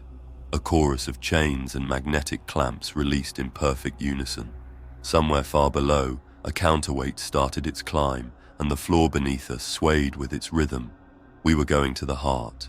At first, the walls slid past in the slow, predictable march of a Mechanicus machine built to last millennia. The Magos began reciting a low hymn to the Omnissiah, his vox grill vibrating on the low notes, harmonizing with the lift's bass hum. The sergeant kept his eyes on the outer railing, scanning the walls like they could hide an ambush. I stayed close to the inside rail, hand resting on the guard cord. My lamp was low. We had light enough from the lumen strip set into the shaft, but I noticed the flicker almost immediately, not the kind you get from an old fixture struggling for power. This was syncopated. Every glow panel dimmed and brightened in time with the God engine's pulse, the same heartbeat hum that had been under our boots since the throne room. The rhythm was steady, deliberate, almost restful, if not for the way it made the shadows move. They weren't our shadows. The first time I saw it, I thought it was just the Magos' mechadendrites catching the light wrong. A long, spindly form stretched across the wall, twisting slightly as the lift descended. But the angle was wrong. The source should have been in front of me, not 2 meters to the left. I turned. Nothing there. The next time it was a cluster of shapes, human in proportion, but elongated, narrow. They moved along the walls in slow arcs, as if pacing us, but their steps didn't match ours. They didn't match anything inside the lift. Fen noticed next. "We're not making those," he said, his voice low but tight. His lamp clicked on full power and swept the walls. The shapes evaporated in the beam, leaving only the bare bracing and conduit. When he lowered the light, they came back. Reflections from higher decks, Dren suggested without much conviction. In a sealed shaft, the old priest murmured. His eyes were fixed upward, where the darkness swallowed the ceiling. Number something else. Echoes. the Margos didn't turn. Shadows without source are common in deep structural voids, a byproduct of light interacting with unregistered motes in the air. That's not what they look like, I said before I could stop myself. He ignored me. The hum deepened. I felt it in my teeth now, in the cartilage of my ribs. The flicker in the lumen strips slowed, as if the Titan's heartbeat was taking deliberate breaths between contractions. In those pauses, the darkness thickened just enough to make the shadows grow sharper. One of them leaned closer to the edge of the lift, head cocked toward us like it was listening. The sergeant saw it. His hand dropped to his las pistol grip. "Eyes on your sectors," he said, but his gaze stayed locked on that shape until the flicker washed it away. We kept descending. Somewhere far below, the sound changed. Not louder, the lift's own noise swallowed most of it, but different. A slow, metallic cadence, like enormous pistons driving themselves in measured ritual. You didn't just hear it, you felt it, the way you feel the steps of a parade ground march through your boots. "That'll be the motive galleries," Dren said. "Primary pistons for the legs." "Pistons don't sing," Fen said. The sergeant gave him a look. "Nobody said sing." "I did," Fen replied. His voice wasn't challenging, more like he was trying to explain to himself. "You're not hearing it, under the thump, like a chant." The old priest closed his eyes. For a moment, the rhythm of his breathing matched the flicker in the lights. Then he opened them again, too quickly. "Don't listen. It's for the engine, not for us." We passed the first maintenance cross-deck, a narrow bridge leading off into the dark. For a heartbeat, the lumen strips brightened there, just enough to show the corridor beyond. It was empty. Then, as the lift passed, something stepped into view at the far end. A thin figure, head bowed, hands clasped as if in prayer. The lights went out in the cross-deck. When they came back, it was gone. "Magos," the sergeant said. "I saw it," the Magos replied. "It was not a man." We descended another 50 meters in silence. The shadows on the walls moved faster now, no longer pacing us but circling, their forms stretching and folding like they were being pulled through water. The flicker in the lights matched their motion exactly. "Feels like we're being measured," I said. "Everything here measures you," the old priest said. "The walls, the air, the engine, the things inside it." The Magos slowed the lift. We could all hear the change in the shaft's tone, a shift in the way sound carried, like the difference between a chapel and a cavern. "Approaching primary heart platform," he said. "Deck integrity, stable, power output, steady at 100%. Still want to see it after what we've seen?" Fen asked under his breath. "We were ordered to," the sergeant said, but his voice lacked conviction. The last 20 meters took longer than the first 100. The hum in the air had grown heavy, almost wet, like each pulse of the Titan's heartbeat was dragging the air with it. The shadows had stopped moving entirely now, frozen along the walls in shapes that almost, but not quite, looked like crew at their stations. The platform slowed to a halt beside a wide, arched opening. Beyond it, a faint golden light flickered, pulsing in time with the hum. The air here smelled warm, sharp, faintly sweet, ozone laced with something that reminded me of old incense. The Magos turned. "The heart awaits." The sergeant checked his weapon, though we all knew a las pistol was nothing here. "Stay tight, eyes forward, and whatever you see, don't listen," the old priest finished. We stepped off the lift into the glow. Behind us, in the shadows of the shaft, the shapes watched until the last flicker of the light swallowed them. The heart chamber was not a room. It was a cathedral turned inside out, walls curved inward like the hull of a great ship, lined with ribbed buttresses of black steel that vanished into the darkness above. Between them, panels of heat-scarred brass reflected the chamber's inner light in shifting liquid smears. That light came from the reactor itself.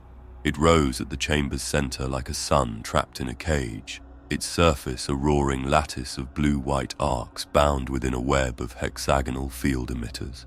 The heat was not the blistering wave you'd expect from that much raw plasma. It was tempered, almost comfortable, a steady warmth on the face. The hum we'd felt through our boots since boarding was louder here. No longer a background throb, it was a note. One, deep and resonant, hanging in the air like the pedal tone of a massive organ pipe, and woven through it was music. It wasn't obvious at first, just subtle shifts in the hum's harmonics, certain frequencies rising and falling in patterns. The magos froze, mechadendrites poised mid-motion, head tilted like a hound catching a distant signal. The old priest's lips moved, forming silent counterpoints to the sound. Then I heard it clearly, a melody, slow, solemn, and impossibly intricate. Each note braided from smaller, fainter tones, as if a dozen choirs were singing inside one voice. It was beautiful, too beautiful. Fen swore under his breath. That's not a machine hymn. The Magos' lenses narrowed. Number it is not in the archives, not in any archives. The sergeant was already scanning the catwalks that circled the reactor at 3 different levels. Whatever it is, it's coming from the core. Yes, the Magos said, and his voice carried something I'd never heard before, hesitation. We advanced along the narrow deck that ringed the reactor's base. The handrail was a lattice of steel tubes, each engraved with litanies of safeguarding so small I could barely see them without magnification. My palm brushed one as I walked, and the metal felt warm, as if it had been held in someone's hand moments before. The further we went, the clearer the music became. It had structure now, repeating motifs, phrases that rose in steady arcs before dropping into slow, reverent resolutions. Each phrase ended with 3 descending tones, spaced exactly like the triple-beat cadence we'd heard in the lift shaft. The God Engine's heartbeat was part of the song. We passed under one of the buttresses. The shadows here were deeper, the light from the core refracting through the field lattice into shifting patterns across the deck. In one of those patterns, I thought I saw a shape, tall, robed, its head bent toward the core. The silhouette didn't vanish when I blinked. It only faded when the next pulse of light broke the pattern. Fen had stopped 2 paces ahead of me. You saw that? I nodded. The old priest stepped past us both without looking. They are in procession, he said softly, serving still. We reached the primary console. It was a vast, semicircular altar of black iron and burnished brass, its surface crowded with levers, cogitator banks, and rotating prayer wheels. Above it, a row of purity seals dangled from a horizontal spar, each one pristine, their parchment still smelling of fresh ink. The Magos approached and began cycling through the console's displays. Rows of Binharik scrolled past, and his mechadendrites tapped runes with the precision of a man playing a familiar instrument. After a moment, he stopped. Output is perfect, he said. No fluctuations, no instability, and yet, he tapped one display and magnified a waveform, the song's exact harmonic pattern, rendered in light. This is not reactor noise, this is designed. The sergeant frowned. Designed by who? The Magos' mechadendrites stilled. That is not the question. The question is, designed for whom? Before anyone could answer, the lights in the chamber shifted. Not dimmed, shifted. The blue-white glare of the plasma deepened to an oceanic indigo, and the brass panels took on the glow of sunset. The song swelled, new voices joining, their timbre unmistakably human. It should have been impossible to tell in a sound like that, but I knew some of those voices were speaking, not singing, speaking words that bent and folded through the melody until meaning was impossible to hold on to for more than a second. One word stayed, my name. It came from somewhere above. I craned my head and saw movement on the upper catwalk, figures, faint and translucent, pacing the curve of the rail. Their steps matched the triple-beat cadence. Each held something, a tool, a reliquary, a data slate, and every so often they turned their faces toward the core. They were crew, or they had been. The sergeant was barking for us to regroup when the deck beneath our feet shivered, not from a tremor in the Titan's movement, from the reactor itself, as if it had just taken a deep breath. The song cut out for a single heartbeat. The sudden absence made my ears ring. Then it returned, quieter, slower, and now every third note pulsed through the deck plates hard enough to make the handrails rattle. The Magos pulled his mechadendrites back. We should leave. Now. No one argued. We made for the lift, our pace steady but faster than before. The song followed us, not as loud but insistent, threading through the clang of our boots on the deck. Every time it hit that triple beat cadence, the lumen strips flickered. As we reached the lift platform, I glanced back at the reactor chamber. The upper catwalk was empty. The song was not. The Magos slammed the control rune and the lift began to rise. As the reactor fell away beneath us, the melody thinned, then warped, like it was passing through layers of interference. I thought I heard laughter in the distortion, not cruel, not mocking, but knowing. Halfway up the shaft, the lights went out for 3 beats. When they came back, something was standing on the far side of the platform. It was robed, its head was bowed, its hands were clasped as if in prayer, and it was between the sergeant and the Magos. For 3 heartbeats, the lift belonged to the apparition. The robed shape stood still as a statue, head bowed, hands clasped as if to cradle a sensor that wasn't there. The sergeant's pistol came up, my rifle followed. Dren's breath hitched into the comm bead with a tiny crackle. The lights held, the hum held, the figure did not. Then the lumen strips blinked once, just a polite eye shutter, and our platform was empty again. "Eyes," the sergeant said, though none of us had dared blink. His voice reached us after a breath, like words diffusing through oil. "We keep to the path, next deck." The Magos reached past him with a mechadendrite and keyed a secondary rune. The platform slowed, then angled its clamps and locked into a side landing with a hiss of magnetic seals. A discreet sigil glowed over the archway beyond the gate, a stylized wing with a cog at its root. Even without reading the tiny low Gothic beneath, auxiliary bay, we knew what waited. "Hangar deck," Dren said, unnecessary and comfortingly human. The gate slid aside with a civility I had come to resent. We filed out into a corridor built for cargo, not men, wide, low, with reinforced ribs and floor slots for captive rails. The air here was colder, drier, scrubbed of incense until only metal and static remained. Somewhere far ahead, a chain rasped once and went quiet, like a dog rolling in its sleep. We set spacing, we set eyes, we moved. The corridor kinked twice around blast bulges, then opened on a high, boxy space whose scale made my inner ear stutter. Gantries ran at 3 levels, craned hoists hung from traversing beams, and the far wall, if it was a wall, curved subtly, as though even this chamber bowed to the Titan's flank. Cradles for shuttle cutters and cargo lighters perched in alcoves along the edges, their rails oiled, their trunnions bright. Every cradle was empty. "Where are the birds?" Fen asked, whisper already swallowed by the room. "Gone," the sergeant said. "Or sealed." He pointed. Across the open floor, a pair of massive doors dominated the outward side, the kind that would iris to vent this bay to the gods and let a craft slip into the ash-choked air. Every seam where those doors should split and roll had been smothered in weld. Beads of frozen steel ran thick as a man's thumb along the joins, layered in cross-hatching scallops from knee to shoulder height and beyond, higher than ladders would easily allow. Whoever had done it had time, material, and a single thought: never again. The old priest limped closer, the little servos at his knee ticking in sympathy with his breath. He laid a palm on the dead seam. "Done from inside," he said pointlessly.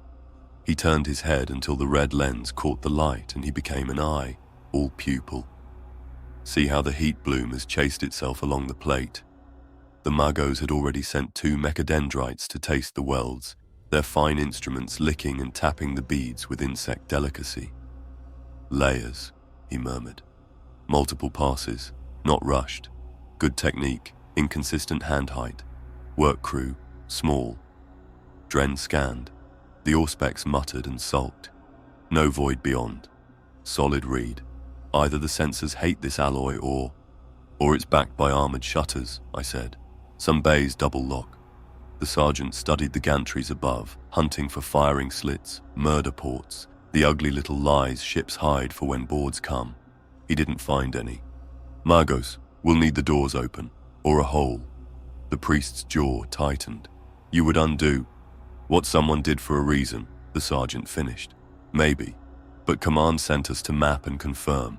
An armored route to the outside behind our lines helps nobody if we pretend it isn't here." The Magos considered in a stillness I had learned to read as prayer. Then he nodded once and motioned 2 adepts forward. They moved like tools remembering old hands. One carried a compact melter rig on a wheeled frame, hoses nested neat, copper coils whispering as they warmed. The other bore a roll of black cloth which proved to be a heat shroud that unfurled with a papery sigh. "Perimeter," the sergeant ordered. "Fen, east gantry. Jonas, west. Dren, dead center with your dish. If anything decides it wants to be in here with us, I desire notice." We took our posts. The hangar had its own weather, the tiny currents that big spaces make when they're thinking. Dust motes were absent. The film was not. A thin, obedient gloss along the deck in precise lanes where carts had rolled, where boots should have stepped, where no prints lay. The melter's pilot light clicked. The bay filled with the smell of cut steel, that sweet, fat fragrance you get when a beam turns metal into vapor and memory. The adepts worked in ritual cadence. Chant, cut, pause.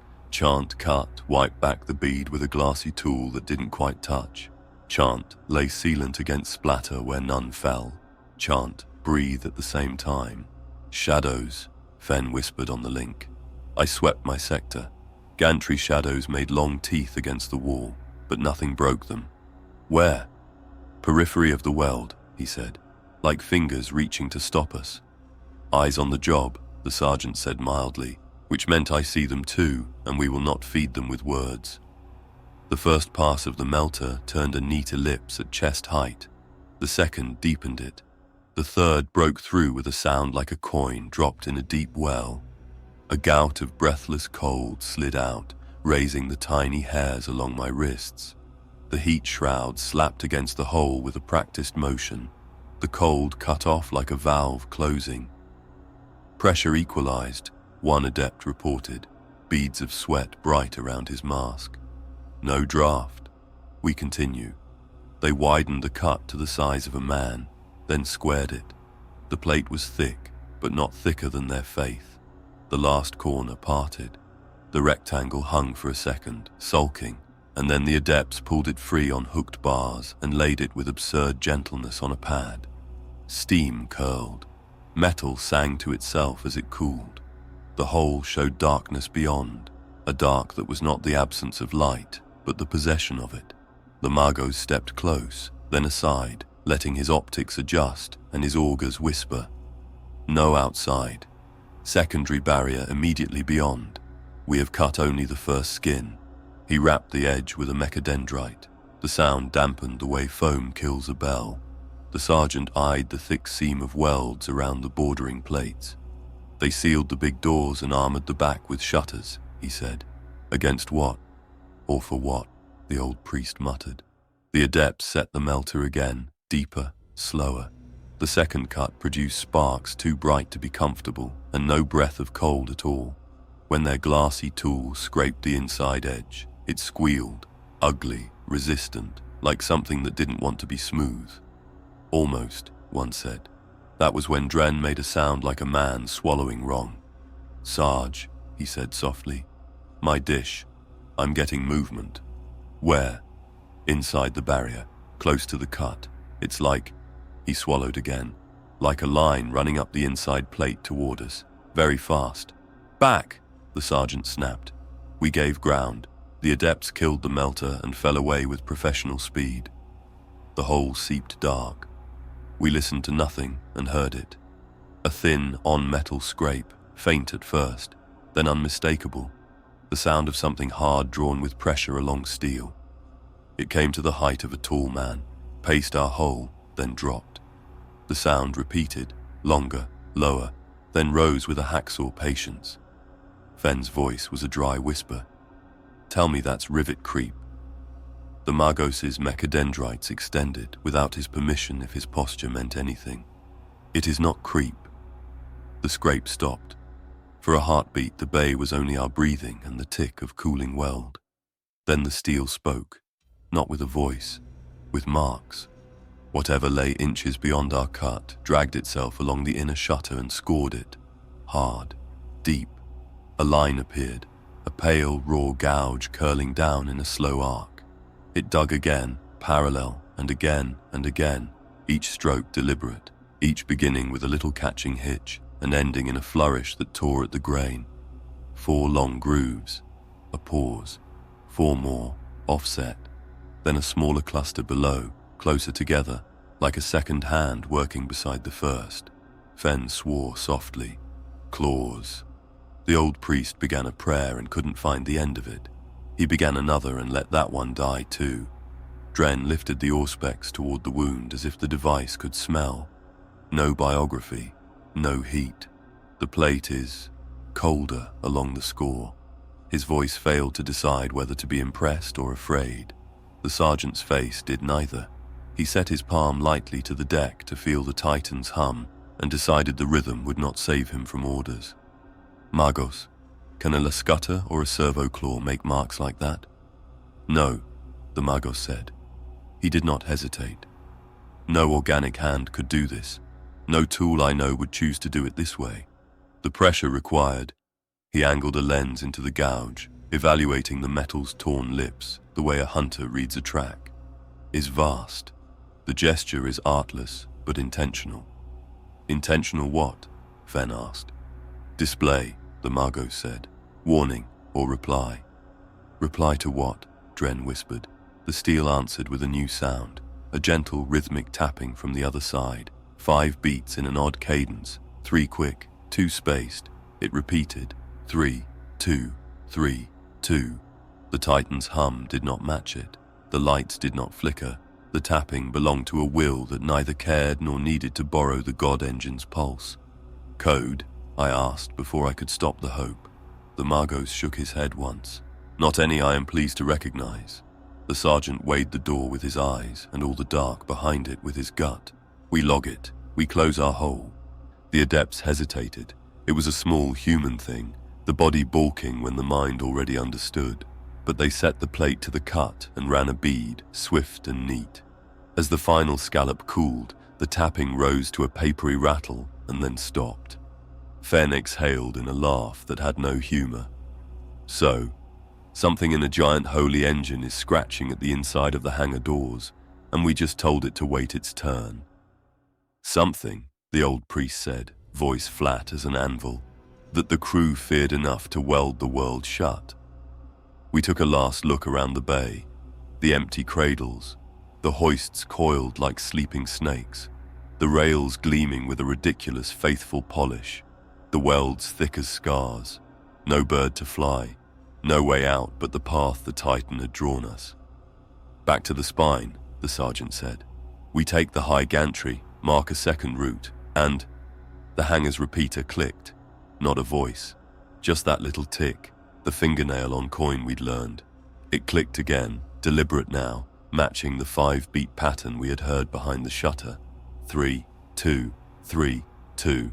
Dren looked up as if the grill might have learned a face. You can keep your secrets, he told the air, and the attempt at bravado sounded like a man flattering a storm. We cleared the bay. The gate closed behind us with the exact number of latches required to be thorough and not one more. As we stepped back onto the lift platform, the Magos touched his blood-cracked circlet scars and whispered in Binharik so soft I barely caught it. Witness received. The platform rose, carrying us away from the sealed mouth of the God Engine and toward the next truth it would place in our hands, whether or not we had any left to hold it. We had left the hangar sealed behind us, but the tapping followed anyway. Not as sound, not in the air, but in thought. In the way you'd half expect the walls to start counting on their own if you stared long enough. 3, 2, 3, 2. We rose 3 more decks before the sergeant called a halt. We bivouacked in a wide service junction where 4 corridors met under an arch of steel ribs, wide enough to give us space, tall enough for the Magos to set up his reliquary stand, and work through a series of binaric call and response with the adepts, purging static from the auspexes. We took turns on watch, overlapping, the way we'd been trained in places where shadows moved for reasons the Munitorum didn't brief you on. By the time my shift ended, the Titan's hum had become a background heartbeat you didn't notice unless it stopped. It didn't stop. It changed. Not the beat, the tone. The pitch was ever so slightly sharper, as though the great machine had inhaled and was holding its breath. I must have dozed without knowing, because the next awareness was Fen nudging my boot with his own. "Rise and take a look," he said. No urgency in his voice, which meant there was plenty. I pushed up, blinking through the low light. The junction was quiet, the adepts muttering at their work. And yet, the walls were different. Not all of them. Just 3 bulkhead panels on the far side, the ones you'd pass on the way deeper toward the Titan's heart. In the dimness they glistened. I crossed to them, slow, scanning for leaks, fluid lines, anything that might explain it. What I found instead was writing. Not paint, not ink. Sacred machine oil, thick and precise, each character drawn with a mechanic's discipline. Runes, each the height of my forearm, curling in the formal tongue of the Mechanicus. Binaric glyphs, spelled out longhand instead of pulsed through a vox. The Magos arrived behind me without a sound, Cal leaning in to taste the air with his augers. "Not my work," he said. "What do they say?" the sergeant asked from the junction mouth. The Magos traced one rune with a mechadendrite, almost tender. "Simple," he said. "Imperative. Leave." A silence settled. The old priest stepped closer, one hand hovering just above the words, as if the blessing in them might bite. "An order?" he asked. "A warning," the Magos corrected. Dren's voice came flat over the link. "Who the hell's supposed to have written it? We're the only warm bodies here." The Magos didn't answer, which was answer enough. It wasn't the message alone that unsettled me. It was the medium. Sacred oil was not stored casually, not aboard a god engine. It was kept under seal, each vial locked in its own cradle, signed out only by authorized hands for rites of maintenance or consecration. You couldn't just spill it like this without 6 alerts firing in the ship's logs, and yet, here it was, fresh, glossy, still fragrant with that bitter electric tang it had straight from the altar vats. Fen broke the silence first. "We take the hint." Dren's laugh was sharp. "And report what? That we ran because the walls told us to. That'll go down great with Command." "Command didn't crawl into that hangar with you," Fen shot back. "Command didn't see the welds, the scratches." The sergeant let them speak until the air started to warm from it, then cut across. "We'll settle it now. We've seen enough to call it suspicious. But we've also seen nothing that proves immediate threat to life. Our orders are to map and confirm. That hasn't changed. We keep to the route until we have reason to break it." "That's the problem," Fen muttered. "Every deck we've stepped on is the reason." The Magos interrupted with a gesture. "There is more." He stepped sideways along the bulkhead. I followed his gaze and found that the warning wasn't alone. On the panel beside it, someone, or something, had drawn a rough outline. Not runes, not text, just the shape of the Titan itself, rendered in a few sure strokes of oil. Only it wasn't standing still. The sketch showed one foot lifted mid-stride, the rest of the leg braced for motion, and beneath it, crushed into the suggestion of a city's spire, were dozens of tiny stick forms. Human. "Interpretation is unnecessary," the Magos said. The sergeant's vox clicked open to respond, but was overridden by Dren's Auspex chime, a short, descending trill, external contact. He bent over the screen. You're going to want to see this." We clustered, bending toward the display's pale light. The Titan's own external Auspex array, still synced to Dren's kit, was feeding us a slow, wide scan of the ground outside. The picture was grainy, but unmistakable. The horizon line was tilting, then stabilizing, then tilting again. Not the wind, not quakes, steps. "Bridge crew?" the sergeant asked, though we already knew. No life signs topside, Dren said. His voice had gone dry and clipped. Command throne still empty, moderation stations cold. He flicked through readings, each more absurd than the last. Gate profiles perfect, shield harmonics optimal, weapons safeties active. And yet, Fen said. And yet, Dren echoed. The Margos shifted his stance, the first sign I'd seen of true discomfort from him. If the God engine is in motion without crew... He stopped, perhaps realizing there was no sentence that could end in anything but an admission. Fen exhaled slowly. So the warning's not just about the ship. It's about where it's going. The sergeant straightened. Enough. We move. Pack your gear. We head for the next deck. Whatever's driving this thing, we'll find it before it decides we're ballast. But as I turned from the oily runes, my eyes caught something the others missed. At the base of the painted Titan's lifted foot, there was an extra line, almost an afterthought.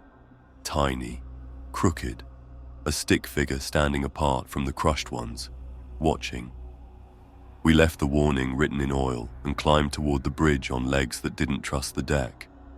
The Titan was walking again.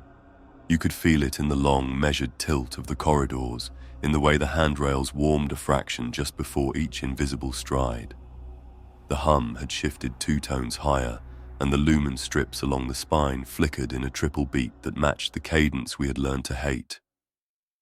External shows a steady pace, Dren said, hunched over the auspex as we threaded a narrow shoulder of passage between braced ribs. No crew in the throne. No heat signatures at moderation stations. Gate clean. Heart clean. It's perfect. Things that are perfect in a war zone are lying, Fen muttered. The Margos said nothing. He set a brisk, unerring pace, as if the map the God engine had breathed into him during communion remained burned behind his eyes. Once, he paused to touch the bulkhead where a smear of sacred oil had dried into the single imperative we'd seen below. Leave. He didn't translate. He didn't have to. The lift took us like a patient hand. As we rose, shadows moved along the shaft walls out of time with us. Thin figures that didn't blink when the lights did. Silhouettes that turned their heads to follow without having faces to wear. The old priest shut his eye and mouthed half a litany, then stopped when he realized his voice wanted to fall into the Titan's rhythm. He gripped the rail instead and counted his breaths in 5s to spoil the triple time. The doors sighed open onto the high, embossed gates of the throne room, and the air changed as if a great animal had lifted its head. The Margos reached for the seal he'd used before, then drew his hand back when the doors answered on their own. The panels parted with the soft, expensive sound of well-oiled mass moving where it wants to go. Beyond lay the sanctum we knew, the raised platform, the procession of silent servitor alcoves, the cold stares of a dozen dormant censers set like votive gems in the walls. The chair at the heart of it, a machine throne wrapped in restraint arms and latticed with neural ports, waited like a mouth. It was not empty. At first I thought it was heat haze drifting between us and the throne, a shimmer you get over a road at noon. Then the shimmer found a shape. Shoulders, a torso, the vague suggestion of a head. Restraint clasps hung open, untouched. Neural ports were sealed, but the space within the chair had a fullness to it, as if light remembered how to draw a body and was trying to oblige. The sergeant's pistol lifted a finger width, then stopped. To his credit, he did not point it at the throne. You don't aim a sidearm at a cathedral and expect to be the larger thing in the conversation. Keep your distances, he said softly. No one crosses the dais unless I say.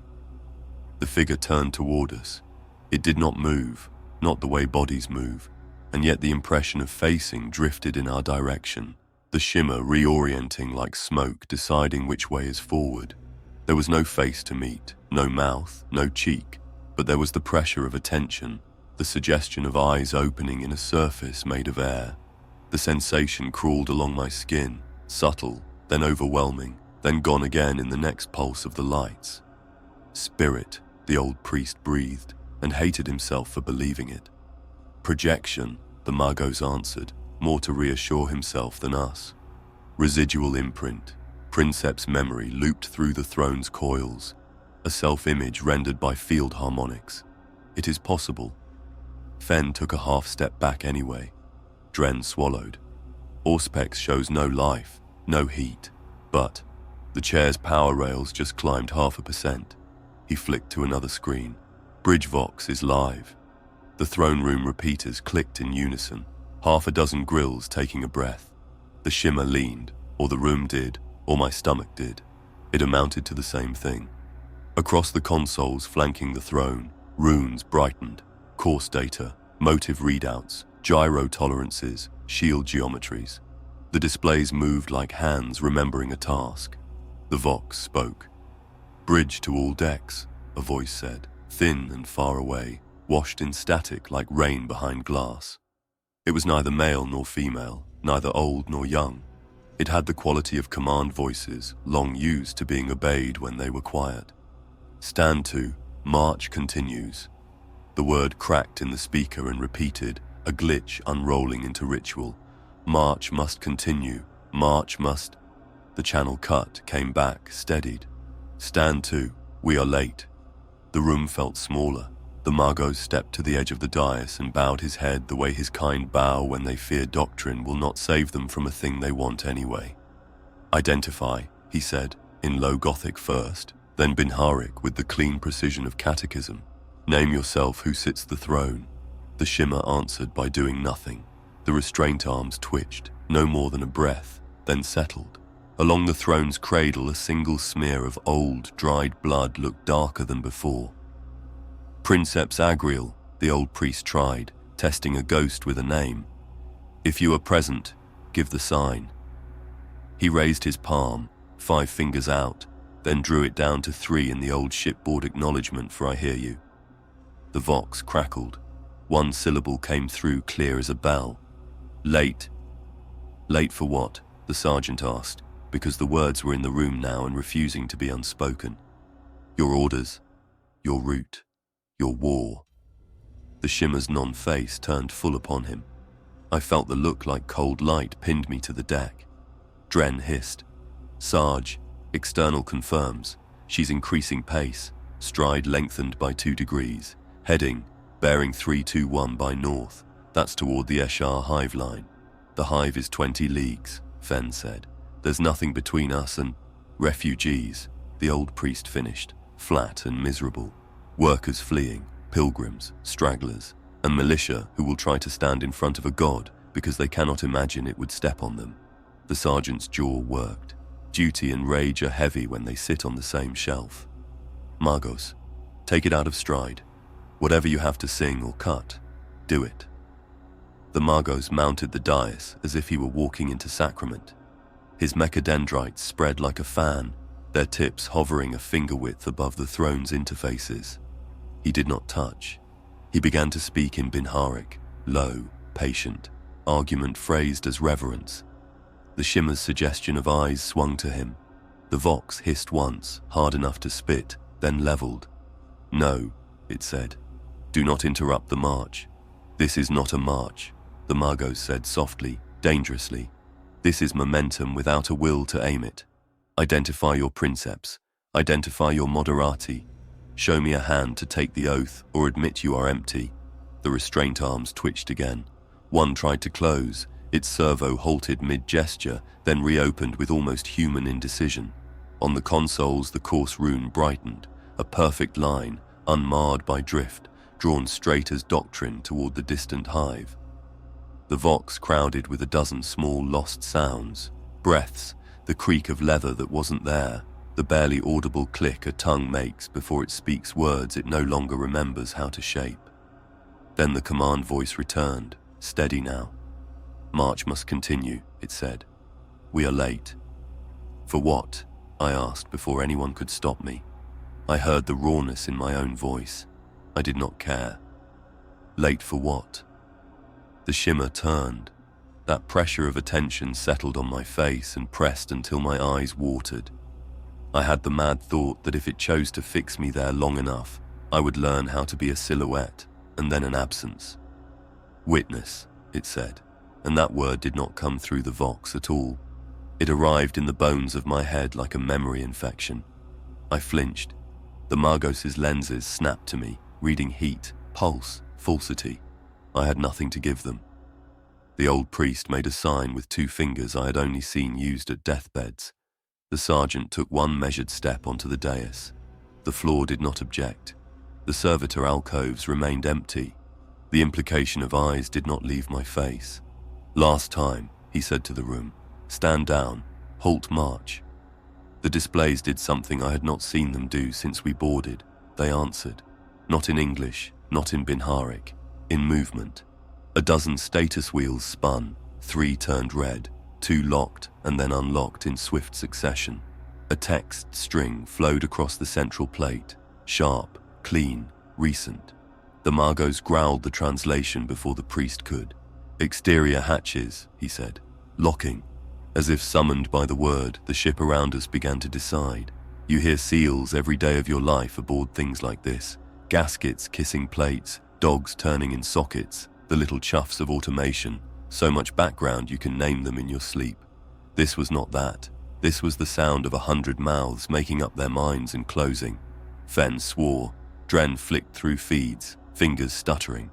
Confirm. All external access points cycling to hard lock. Pressure equalization routines running on their own. We are not going back out, the sergeant finished. The Margos changed tactics. His Binharic lost its prayer music and became a logic engine. Clauses folded to trap, rules invoked to bind. By Treaty of Mars, by Concordat of the Sacred Collegia, by the oath carved into your bulk and bones, halt. You carry Imperial souls. You answer to Imperial hand. Name your hand. Silence. Then the Vox crackled one last time. "I answer to the march," the voice said, and for a fraction of a heartbeat I heard, not behind it, not beneath it, but inside it, the echo of other voices, thin with distance and time. Losi's steadiness, Pal's clipped impatience, Agriel's iron, 100 small heres stacked into a pillar and left out in the weather too long to hold. The shimmer lowered. No, not lowered. It inclined, like a head bowing without a neck. The restraint arms sighed. The coarse rune brightened to a hard, clean gold, and the god engine took another step. The whole room listed, so slight you'd miss it if you weren't looking, so huge the bones of the ship sang their answer 5 decks deep. On the external feed, the horizon ticked and righted. The line to the hive did not waver. "Enough," the sergeant said. "We're done begging a chair. Fall back. New plan. We take the fire control and break what we can break. Or we go to the heart and pull the sun," Fen muttered. "We're not killing 1,000,000 people to stop one god," the old priest snapped. "I didn't say we were," Fen said, and for the first time he sounded tired instead of afraid. "We backed out of the sanctum the way you leave a shrine after a miracle you distrust. The doors allowed us to go because they had not yet decided to disallow. The lift waited because it enjoys being useful. Behind us, the suggestions of eyes watched, patient as a tide. At the threshold I looked back, couldn't help it. The shimmer remained seated, or standing, or occupying, its edges trembling at the frequency of doctrine. For an instant, one, and only because the light happened to break along a field in a way that made my stomach wrong, I thought I saw features surface. Not a face, never a face, just the math of one. The places where eyes would be if light cared to make them. "March must continue," the Vox said softly, as if it were telling us a bedtime truth. And then the doors closed, and the God engine took another step, and the world beyond this steel cathedral tilted a degree closer to a city that did not yet know it had entered a procession. The lift delivered us into a corridor we had walked before, but it was no longer the same corridor. The air had changed, warmer, heavier, charged with the smell of hot metal and the sharp tang of ozone. Somewhere in the distance, deep and patient, the Titan's great limbs moved. The sound was not like a ship's shift through void. It was the weight of stone towers deciding to walk. We moved quickly, though speed was treacherous now. The deck tilted with each step the God engine took, and the metal underfoot groaned with the protest of stressed frame members. Every stride reached us in 2 places, first in the deep thrum through the soles of our boots, then in the slow, inevitable sway of the walls. Dren kept the auspex up despite the jarring motion, his voice low and clipped. Confirmed. All exterior hatches sealed. Manual overrides locked from inside. Mag vent seals are engaged. This isn't security lockdown protocol. It's something older. Feels ceremonial. Ceremonial, Fen spat. What in the throne's name does that mean? The Magos answered without looking back. It means you do not simply open what the Titan has decided to close. It means those seals are part of its body, and its body no longer consents to the exit of passengers. The old priest muttered a line from a litany I didn't know, a string of syllables that sounded more like bargaining than prayer. The sergeant pushed us on. Forward decks. If it's heading somewhere, I want eyes through the frontal augers. We're not walking blind into whatever it thinks is ahead. We moved, but the Titan's own pace was faster than our own. Every few minutes the ground shuddered and shifted under us in a way no deck should, like walking across the ribs of a living thing. Some corridors were intact and quiet, others were warped just enough that you had to lean into the slope to pass. Once, turning into a transverse passage, we found it blocked entirely, not by damage, but by the corridor itself having shifted, plates locked together at an unnatural angle. The Magos examined the join with a mechadendrite, tracing the weld where none should have been. It is changing itself, he murmured. The walk became a rhythm we could not match. The god engine took strides so vast that every step was a miniature earthquake. Support struts rattled in their housings. Ceiling panels shook loose in little showers of dust and blackened insulation. We passed through one of the forward maintenance galleries just as a tremor hit. The deck heaved and a length of conduit came down from above, hissing sparks. It landed between Dren and Fen, missing by less than a handspan. Fen swore, voice cracking, and kicked the coil aside as if it could take offense. "This isn't going to hold," Dren said, glancing upward at the latticework of exposed cabling. "Half of these braces are older than my grandfather." Another step. A deeper tremor this time, the kind that takes the air out of your lungs and replaces it with weight. Somewhere aft, a section of plating tore free with the sound of a continent breaking. "Move!" the sergeant barked, shoving us into the next junction just as a ceiling beam, easily the height of a man, broke loose and slammed into the corridor we had occupied a heartbeat before. The Titan was not slowing. We passed 2 more sealed hatches, airlock doors big enough to walk a rhino through, their warning runes lit in steady amber. Every one of them had been locked down from the inside. The manual cranks had been removed, the control panels folded shut like hands in prayer.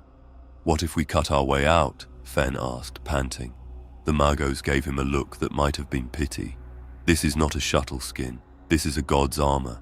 You do not cut your way out of it without being unmade by the act." We climbed a steep maintenance ladder to bypass a collapsed companionway. At the top, the lights flickered, not randomly, but in rhythm with the Titan's steps. Bright on the lift of the foot, dim on the set down, bright again, a strobing heartbeat you could measure in miles. Ahead, the forward sections grew tighter, more heavily armored, as if the ship's bones were thickening to protect the head. Here the tremors were stronger. The god engine's stride was translating directly through the deck, through the walls, through our teeth. The old priest began to fall behind, his breathing ragged. I moved to steady him, and in doing so glanced through a slit viewport set into the bulkhead. What I saw hollowed me. The horizon outside was moving, not the way landscapes pass beneath a marching war machine, but as though the world itself was being drawn past. Dust rose in sheets, swallowing the edges of the view. Far ahead, just visible between the shifting veils, was a smear of dark structures, the outline of the hive. Still leagues away, but closer with every step. "She's heading straight for it," I said. The sergeant didn't answer. He didn't need to. We rounded another corner, and the corridor shook violently enough to throw Dren into the wall. His auspex clattered to the floor, screen cracking. He cursed and scooped it up, brushing at the display. "She's accelerating," he said, voice too calm to be comforting. The Magos stopped abruptly, mechadendrites curling close. "We will not make fire control in time if this continues." Then we make the heart, the sergeant replied. We shut her down from inside. We moved again, but now it was a race against the God Engine's own stride. Every dozen meters another shudder rolled through, dropping flakes of rust and dust in our hair, sending thin lines down the walls where plates strained against each other. The old priest stumbled. I caught him under the arm, hauling him along. He was muttering again, but the words were wrong, mismatched, like two different prayers being spoken at once in the same throat. We reached another wide junction just as the Titan took a step that nearly pitched us all off our feet. The floor bucked, a ceiling plate tore loose, and a rain of rivets and bolts clattered down like hail. Something about the air felt thinner now, drier, as if the machine's breath was being drawn forward for some purpose we couldn't see yet. Next bulkhead, we go down 2 decks, the sergeant said, scanning the junction map bolted to the wall. Maintenance crawl to forward augers. Another tremor hit, and this one was different. Not a simple vertical jolt, a twist, a torque in the frame that rippled through the deck like the roll of a massive shoulder. Somewhere forward, we heard a sound like steel teeth grinding on stone. Dren swore softly. That wasn't just a step. No, the Magos said. That was a turn. And as if to confirm it, the Titan took another stride, and the horizon in the narrow viewport swung several degrees left. The bearing had changed, slightly, but enough that even my untrained eyes knew the course had been altered. We didn't know whether that was better or worse, but whatever it was turning toward, we were being taken there. The turn was subtle, but the ship, no, the god, moved with such scale that subtlety became violence inside its bones. The forward decks twisted slightly off axis, enough to make handholds necessary just to walk. We were still pressing toward the frontal auger decks when the Magos raised a hand for halt. Ahead, the corridor narrowed, not by design, but because the walls had shifted inward. Bulkhead plates that should have been flush were misaligned, one edge overlapping the other like armor shifted on a body. I don't like this, Fen muttered. Feels like the whole thing's flexing. It flexed again. A deep groan rolled through the plating, followed by a hard tremor that snapped ceiling conduits like brittle roots. The deck pitched and something heavy slammed down between us, a load-bearing strut that had been part of the ceiling. It sheared loose with a scream of tearing bolts and landed in a spray of sparks, severing the corridor in two. I was on one side, Fen, Dren, and the sergeant with me. The Magos, the old priest, and 2 troopers were on the other. The gap was only a meter, but the weight of the strut had wedged it solid. Steam hissed from a ruptured pipe nearby, filling the air with the bitter sting of vented coolant. Backtrack, the sergeant called, but the Magos shook his head. Not possible. The corridor behind us is already sealing. He gestured with a mechadendrite, pointing to the walls where slow, deliberate movements were drawing plates together like closing jaws. The sergeant swore under his breath. We'll meet at the reactor, he said, though it sounded more like hope than command. And then we were moving, but not together. Our half of the squad took the only open path forward, which led down into a wide chamber I recognized from deck maps, fire control. It was cathedral-like in its own way, banks of consoles set in a half-circle around a central command plinth. Rows of targeting cogitators hummed softly. Hololithic displays hung in the air, showing tactical grids and target silhouettes. None of us had touched a single control, and yet the displays were live. One screen showed the external view ahead of the Titan, dust storms, fractured earth, distant silhouettes. Another displayed firing solutions scrolling in Binharic so fast even the Magos would have struggled to read them. What the hell is it aiming at? Fen asked, stepping closer. Dren's auspex, patched together with tape from its earlier fall, pinged in confirmation. Weapon capacitors charging, Sun Fury plasma annihilators, and Mori quake cannon. His voice was barely above a whisper. They're all active. The sergeant moved to the plinth and stared at the targeting overlay. The ghostly wireframes on the display weren't enemy armor columns or Xenos monstrosities. They were human, clusters of human silhouettes outlined in red. Some carried rifles, others were unarmed. The targeting matrix didn't care. They were all tagged as priority kills. That can't be right, Fenn said, though the tremor in his voice betrayed the truth. The fire control servitors, row upon row of them, should have been dormant, heads bowed, cables slack. Instead, their sockets glowed faintly, and the fiber bundles running from their skulls to the ceiling pulsed with cold light. Their mouths hung open as if to speak, but no sound came out. "Look," Dren said, pointing to the closest one. The skin around its cranial sockets wasn't dead grey like most old servitors. It was fresh, glossed with something wet. The sergeant didn't look away from the targeting screen.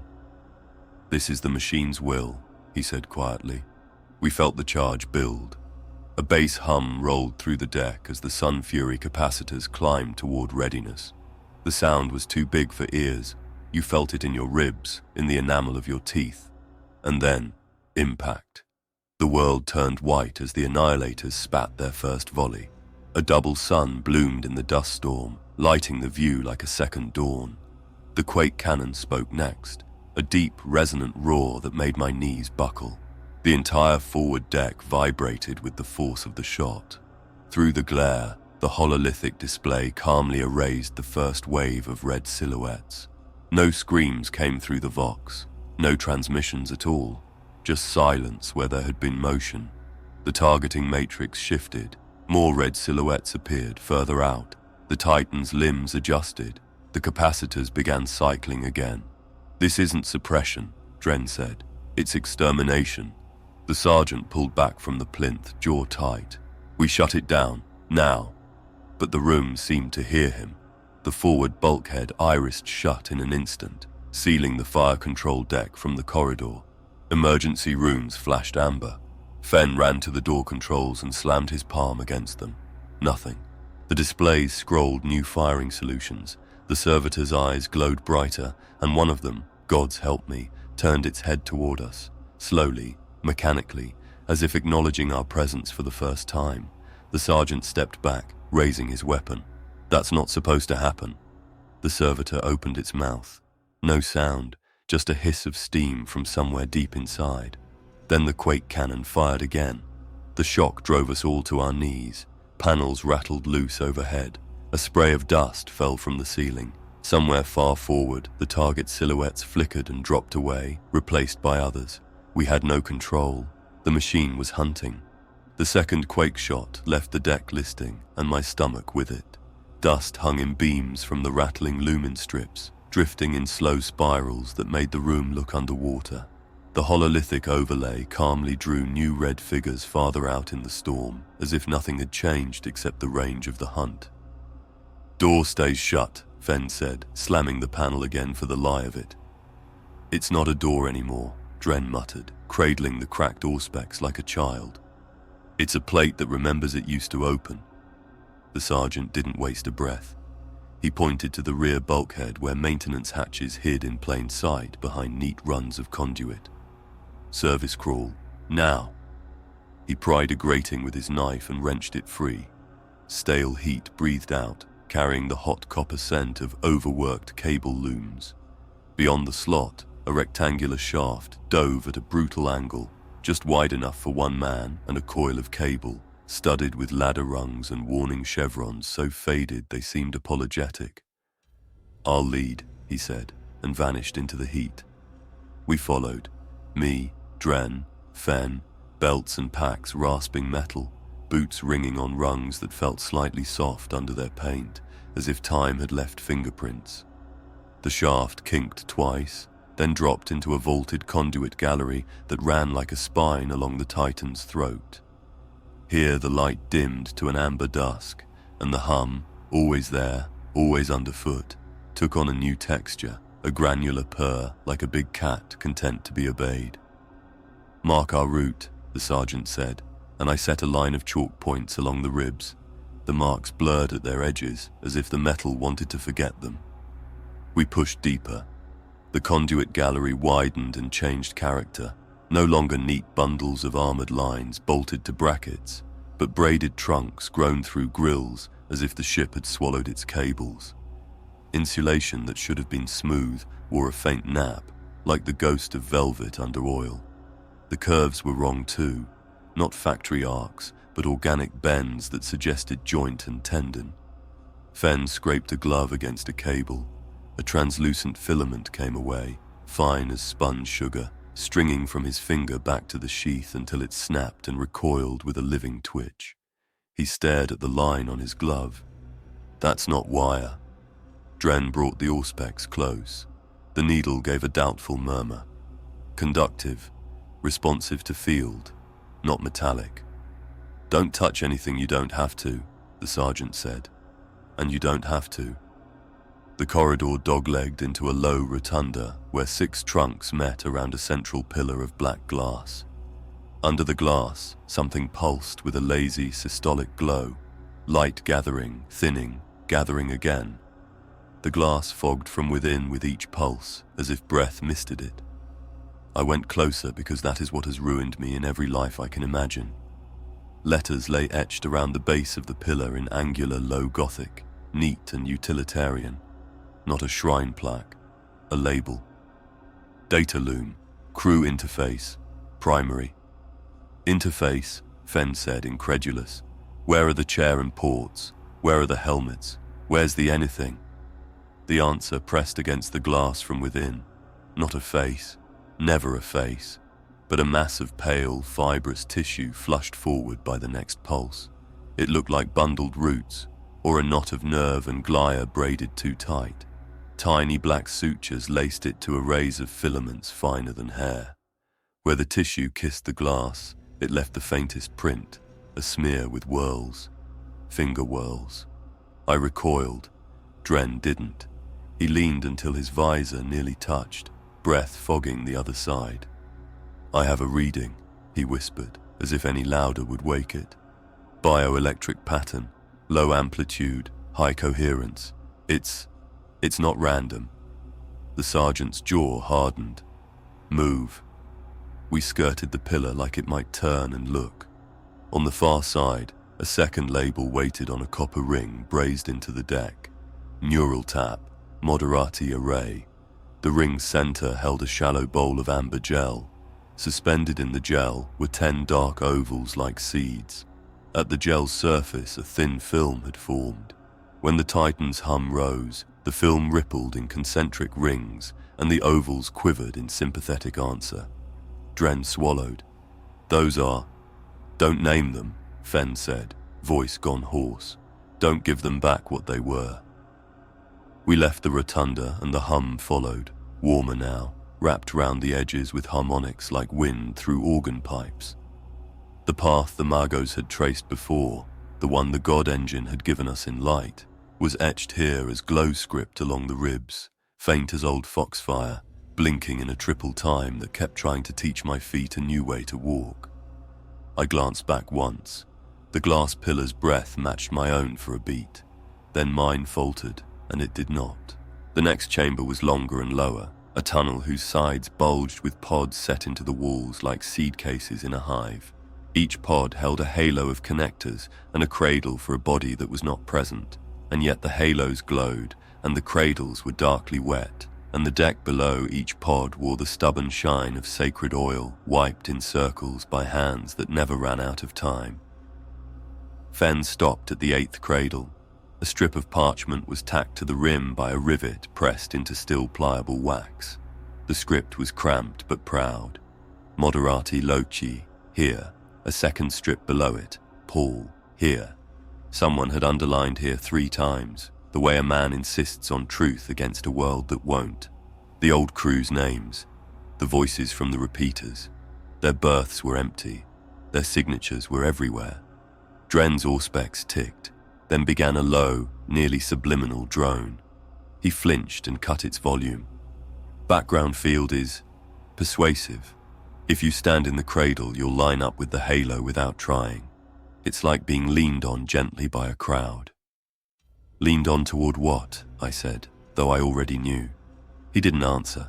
The sergeant did. Toward helping. We moved again. The path narrowed to a ribbed crawl that forced us single file under a run of pipework so hot it clouded my lenses. At the far end, we dropped into a space that had not been made for human eyes. The antechamber to the core we'd seen before, but from a different angle, behind the panels, between the bones. There the skin of the god engine thinned to a translucent membrane, and through it I saw the reactor's indigo heart like a sun behind gauze. Between us and that glow sprawled a lattice of filaments that looked like woven frost. Each thread shivered in time with the song that lived in the plasma. In the intersections of the lattice, nodes swelled and throbbed. Some were clear, some were threaded with tiny dark lines like veins. One lay a hand's breadth from my knuckles, and within it something turned that I would swear was an irised pupil until the next heartbeat made me a liar. Field couplers, Dren murmured, grateful to have a name that let him not scream. Bioreactive, it's learning to route signal through tissue. Fen dragged a sleeve across his mouth. Through who? The chamber answered with a sound we had heard before, faint and far, now close enough to touch. 100 small hears layered until they became a structural member. It did not come from a speaker, it came from the lattice. The sergeant's hand found my shoulder, steady and real. Say it, he told me, because he knew I would or I'd never stop hearing it. The crew didn't vanish, I said. The words stuck. The lattice trembled, and something in it leaned toward my voice, brightening. They distributed.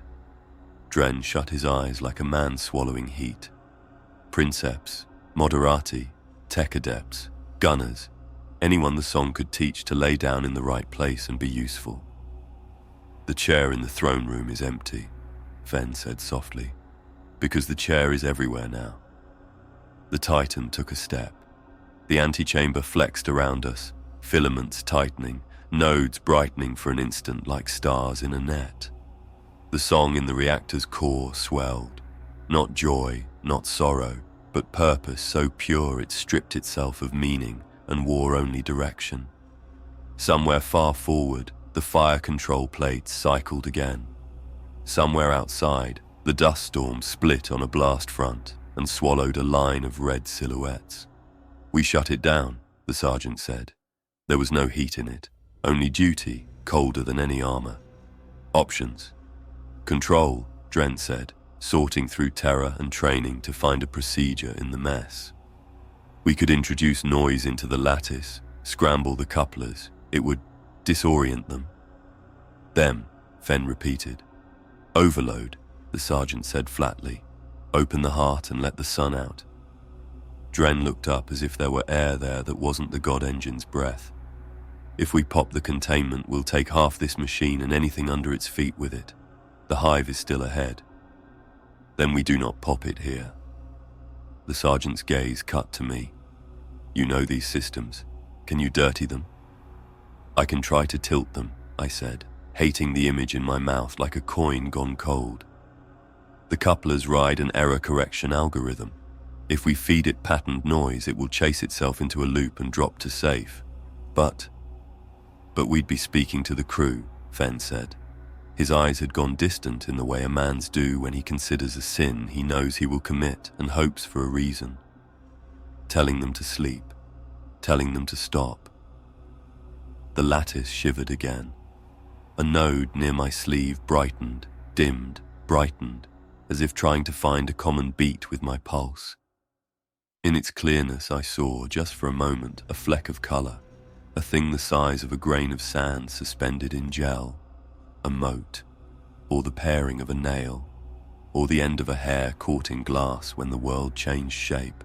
I set my palm against the nearest rib, felt the Titan's hum, made my voice a low thread so the machine would have to choose to hear. If you can hear me, I said to the lattice, to the pulse, to the men and women who might be 1,000 tiny decisions pasted into a god. You have done enough. Stand down. Let us carry the march. The filaments tightened all at once like a wince. The hum flared and steadied. The lattice didn't answer with words. It answered with resistance, the way muscle does when a doctor tests a limb and finds it chooses to move. Noise first, the sergeant said. Then we see if anything puts its hands back on our throats. We worked fast because slowness is a luxury the living don't own in the belly of a deciding thing. Dren pulled a coil of injection leads from his pack, and I mapped 5 coupler nodes in a star around the nearest field nexus. The pattern mattered. Too regular, the algorithm would clean it. Too messy, and it would route around us. 5 points, spaced against the triple cadence, making a rhythm the Titan could not fold back into its own song. Fen braced the panel with his shoulder while the ship tried to breathe us out of our work. "Ready," Dren said, sweat running clean lines through the dust on his face. "On me," I said, and pulsed the first packet. The coupler flinched. The node dimmed and flared and dimmed again, caught between 2 instructions. I sent the second pulse half a beat out of phase. The lattice rippled like skin under cold water. The third and fourth went in quick succession. The fifth hit just off the Titan's heartbeat. The song stumbled. Only for an instant. A skipped note, a missed breath. But I felt it. The reactor's harmonics slurred. The filament net slackened. Somewhere far forward, a firing solution recalculated and dropped a target list blank before populating again. The hololithic echo in my head went 1 fraction of a second out of time with itself and returned. "Again," the sergeant said. We sent the sequence a second time, shifted by a margin, tuned to a new offset. The stumble lasted longer. The node's light guttered. Down the passage, a servitor somewhere sighed like a bellows that didn't know whether it was asked to inhale or burn. "Magos to Jonas." The link cracked alive so suddenly I flinched. The floor took that moment to remind us it belonged to the god and heaved. The voice came thin through static and distance. "We, at the heart's perimeter, do not overload. Not here." "Copy," the sergeant snapped.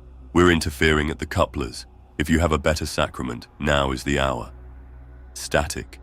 Then the old priest, his voice small and stubborn. "They hear you." The lattice answered with a new sound. 5 soft taps in the old hateful rhythm. 3, 2, coming not from beyond a door, not from behind steel, but from inside the glass under our hands. A child's knock, a crewman's knuckles, a machine's learned politeness. "Again," the sergeant said, and we pulsed the noise a third time. The song faltered, flared, and made a choice. Systems all around us rebalanced at speed. The lattice tightened, routes shifted, and a dozen tiny side circuits lit that had been dark. Redundancies we hadn't seen, backups we hadn't guessed. The God engine learned us faster than we learned it and began to lean back. "Brace," the sergeant said, too late for anything but breath. The reactor's note rose a fraction, bright enough to make tears, and the chamber's filaments pulled like a purse string. The hull shuddered with a will. The Titan took another step toward the dark smear on the horizon that was a hive and a home and a place that did not know it was being invited to join a march. "New plan," the sergeant said, voice steady against a decision he despised. "We fall to the core. If we can't teach it to sleep, we find where it dreams and cut the dream." Outside, something flared white on the auger echo. Inside, under my palm, the glass felt very much like skin. The Titan had stopped pretending to hear us. The lattice around the reactor still trembled in its private rhythm, still pulsed with that deep, patient heartbeat. But our interference was no longer met with resistance. It was ignored, the way a giant ignores the rain on its armor. The sergeant's orders clipped through the comms, low and economical. "We're moving, now." The God engine took another step. Not the deliberate pace of a machine at parade, but the long, ground-swallowing stride of a predator closing on prey. Somewhere far above, each impact reverberated through its body like a drumbeat in bone. I pulled myself out of the coupler nest, feeling the deck sway minutely underfoot as balance shifted to adjust for terrain. Fen was already at the hatch, staring down the long conduit spine toward the forward decks. In the distance, through a seam in the plating, a sliver of the outside world showed itself. Ashen sky, dust storm breaking in the wake of our stride, and beyond that, the faint vertical spires of a hive city. "Emperor, help us," he murmured. "It's going there." The hive was easily 30 kilometers away, but in a God engine's gate, that was minutes. Minutes for the thing to bring whatever was in its mind, or in its gut, into the heart of a million souls. We reached the lift shaft we'd used before, only to find the cradle locked in place and every deck indicator lit with a steady, mocking crimson. The Titan's systems had decided there was no reason for us to move. The sergeant turned to Dren. Alternate route. Dren's Auspex scanned dead air for a beat, then came alive with a side channel map. Maintenance ladders along the ventral support truss, leads forward, then up to an auxiliary hatch. He hesitated. It's an external hatch. Then it's a way out. The God engine took another step. This time the impact drove a sharp crack through the plating beside us. Oily dust trickled from the seam like the Titan was bleeding black sand. We moved fast, skirting a row of dormant servo pulpits, their harnesses hanging open like jaws waiting for a victim. The ambient hum was louder here, threaded with a new vibration, like the low growl of something warning us not to get between it and its destination. The ventral truss access was a crawl space just big enough for one man and a shoulder width of gilt. We went single file, the sergeant first, Fen last. The Titan's forward motion made the crawl an exercise in vertigo. The space flexed with each stride, ribs groaning in answer to ground impact. Halfway through, my left palm brushed something wet along the conduit wall. I jerked back to find a streak of sacred oil smeared into the shape of a rune I didn't know. Its edges were fresh, still tacky. "Keep moving," the sergeant called, voice dead flat. We dropped into the forward machinery deck, a place that felt even less human than the reactor antechamber. Long drive shafts rotated in perfect unison, their black surfaces sheened with oil, casting strobed shadows on the vaulted ceiling. The whole deck pulsed with heat, not the uncontrolled blaze of a reactor, but the sustained warmth of an engine at full, unrelenting output. The God engine took another step. The shafts surged, momentum rippling outward through the gearing. Metal sang against metal, a single perfect chord that set my teeth on edge. Dren froze at the edge of the deck. "There's a problem," he said, voice strangled. At first I thought he meant the motion of the shafts. Then I saw it. Between the great pistons, shapes moved. Not crew, not servitors, just shapes. They walked in lockstep with the Titan's stride, their outlines blurred, features absent, as if their existence began and ended with the act of marching. When they turned, there was nothing where a face should be, only a shimmer, a suggestion of eyes without sockets to hold them. One by one, the shapes filed into the machinery itself, merging with the pistons, vanishing as if the Titan was collecting them. We didn't speak. There was nothing to say. The auxiliary hatch loomed at the far end, a simple circular pressure door marked in fading red chevrons. Dren tapped the panel. It spat a denial rune and nothing else. "It's sealed," he said. "No," Fen said. He'd crouched beside the panel and was running gloved fingers along the outer ring. "Not sealed, riveted, from the outside." The sergeant's jaw tightened. "Options?" "Only one." Dren pointed toward a recessed panel in the deck. A maintenance chute, narrow, steep, probably built for servitors with no sense of fear. "It's a ventral drop, leads down to undercarriage access." "That's open air," I said. "That's escape," Dren countered. We gathered at the chute. The sergeant gave the order without ceremony. "Decision time." I knew what he meant. There was another path, if you could call it that. I'd seen it in the lattice. Overload the core, force containment breach, sacrifice ourselves to stop the Titan, end the march here, even if it meant turning the wasteland into glass. The image came unbidden. The hive's skyline, lit for a fraction of a second brighter than the sun, before collapsing into shadow and ruin. 1,000,000 dead by our hands, or 1,000,000 dead beneath the Titan's feet. The God engine took another step. The entire deck trembled, a low groan rolling up from its bones. Fen looked at me. Not the sergeant, not Dren, me. "If we do nothing," he said, "we're just letting it happen." I thought of the lattice again, of the filaments and the nodes and the faces that weren't faces. The crew hadn't been lost, they'd been used. and now they were marching again, whether they wanted to or not. The sergeant waited. Well? The Titan took another step. The machinery deck screamed, a shaft somewhere in the distance snapping with a sound like the breaking of a giant's spine. I looked at the chute, at the endless drop into storm and ash. At least down there, I might choose my last breath. I shook my head. We can't stop it now, not here. The sergeant didn't argue. He just nodded once and swung into the chute. The drop was worse than I imagined. The chute's walls were slick with condensation, the air thick and metallic, every meter echoing with the pounding of the Titan's stride. Twice my boots slipped, and only the rungs saved me from a plunge into blackness. We emerged into the undercarriage where titanic struts marched in endless rhythm. The ground below was a blur of dust and shattered stone, ripped apart by each impact. The air screamed past in gusts that tore at my pack straps and rattled the filters in my mask. Dren pointed to a gap between struts. There, jump clear on the next stride. The Titan took a step. The world tilted. The ground came up in a blur. I threw myself through the gap, hit the dirt and rolled until the wind stopped trying to tear me apart.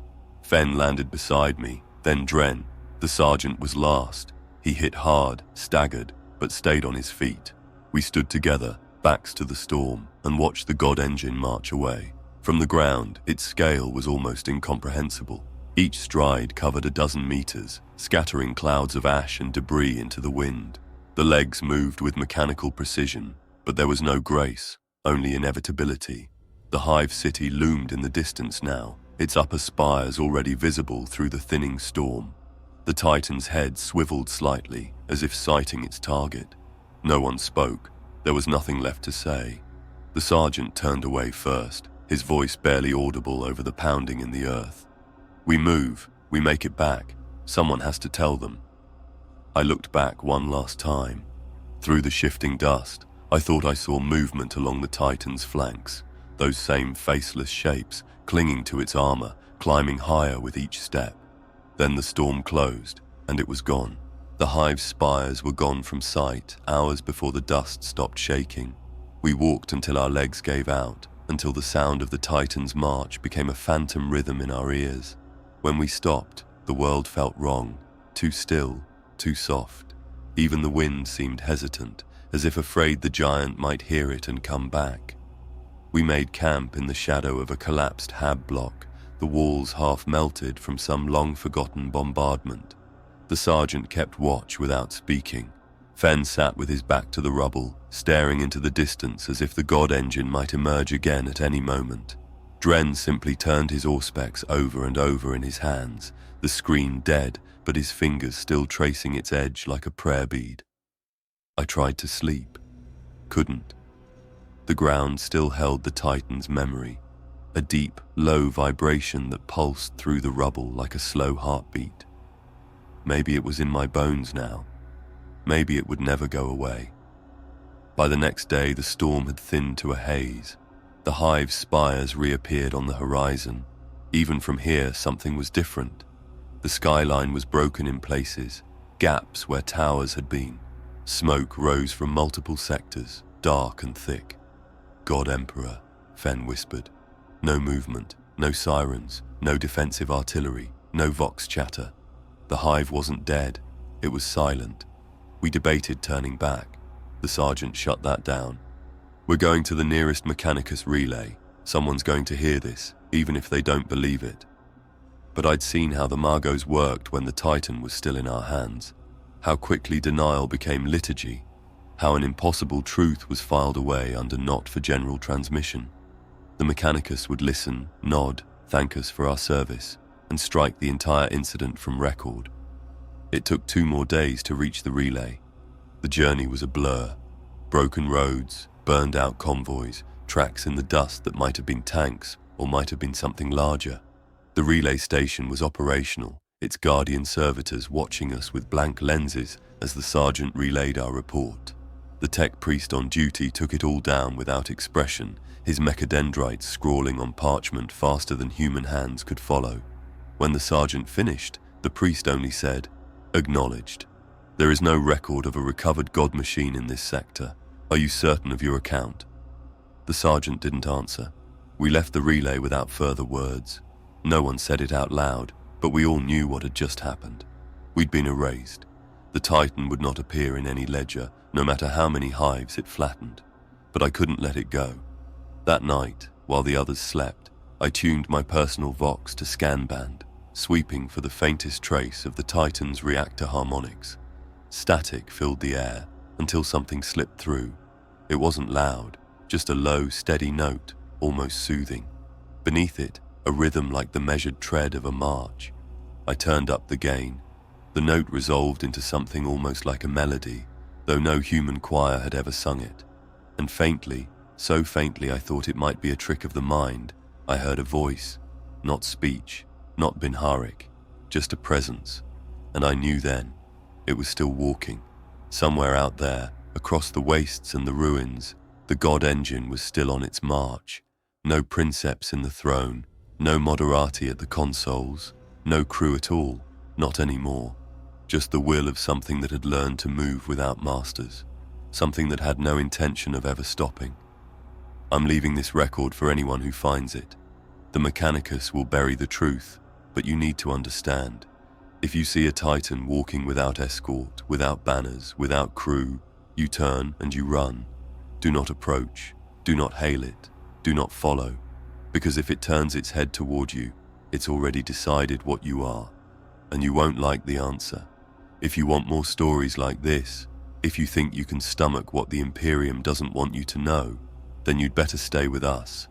There are worse things than god engines out there, and we've seen them. Like, share, subscribe, because the next time a march begins, you'll want to know before it reaches your hive.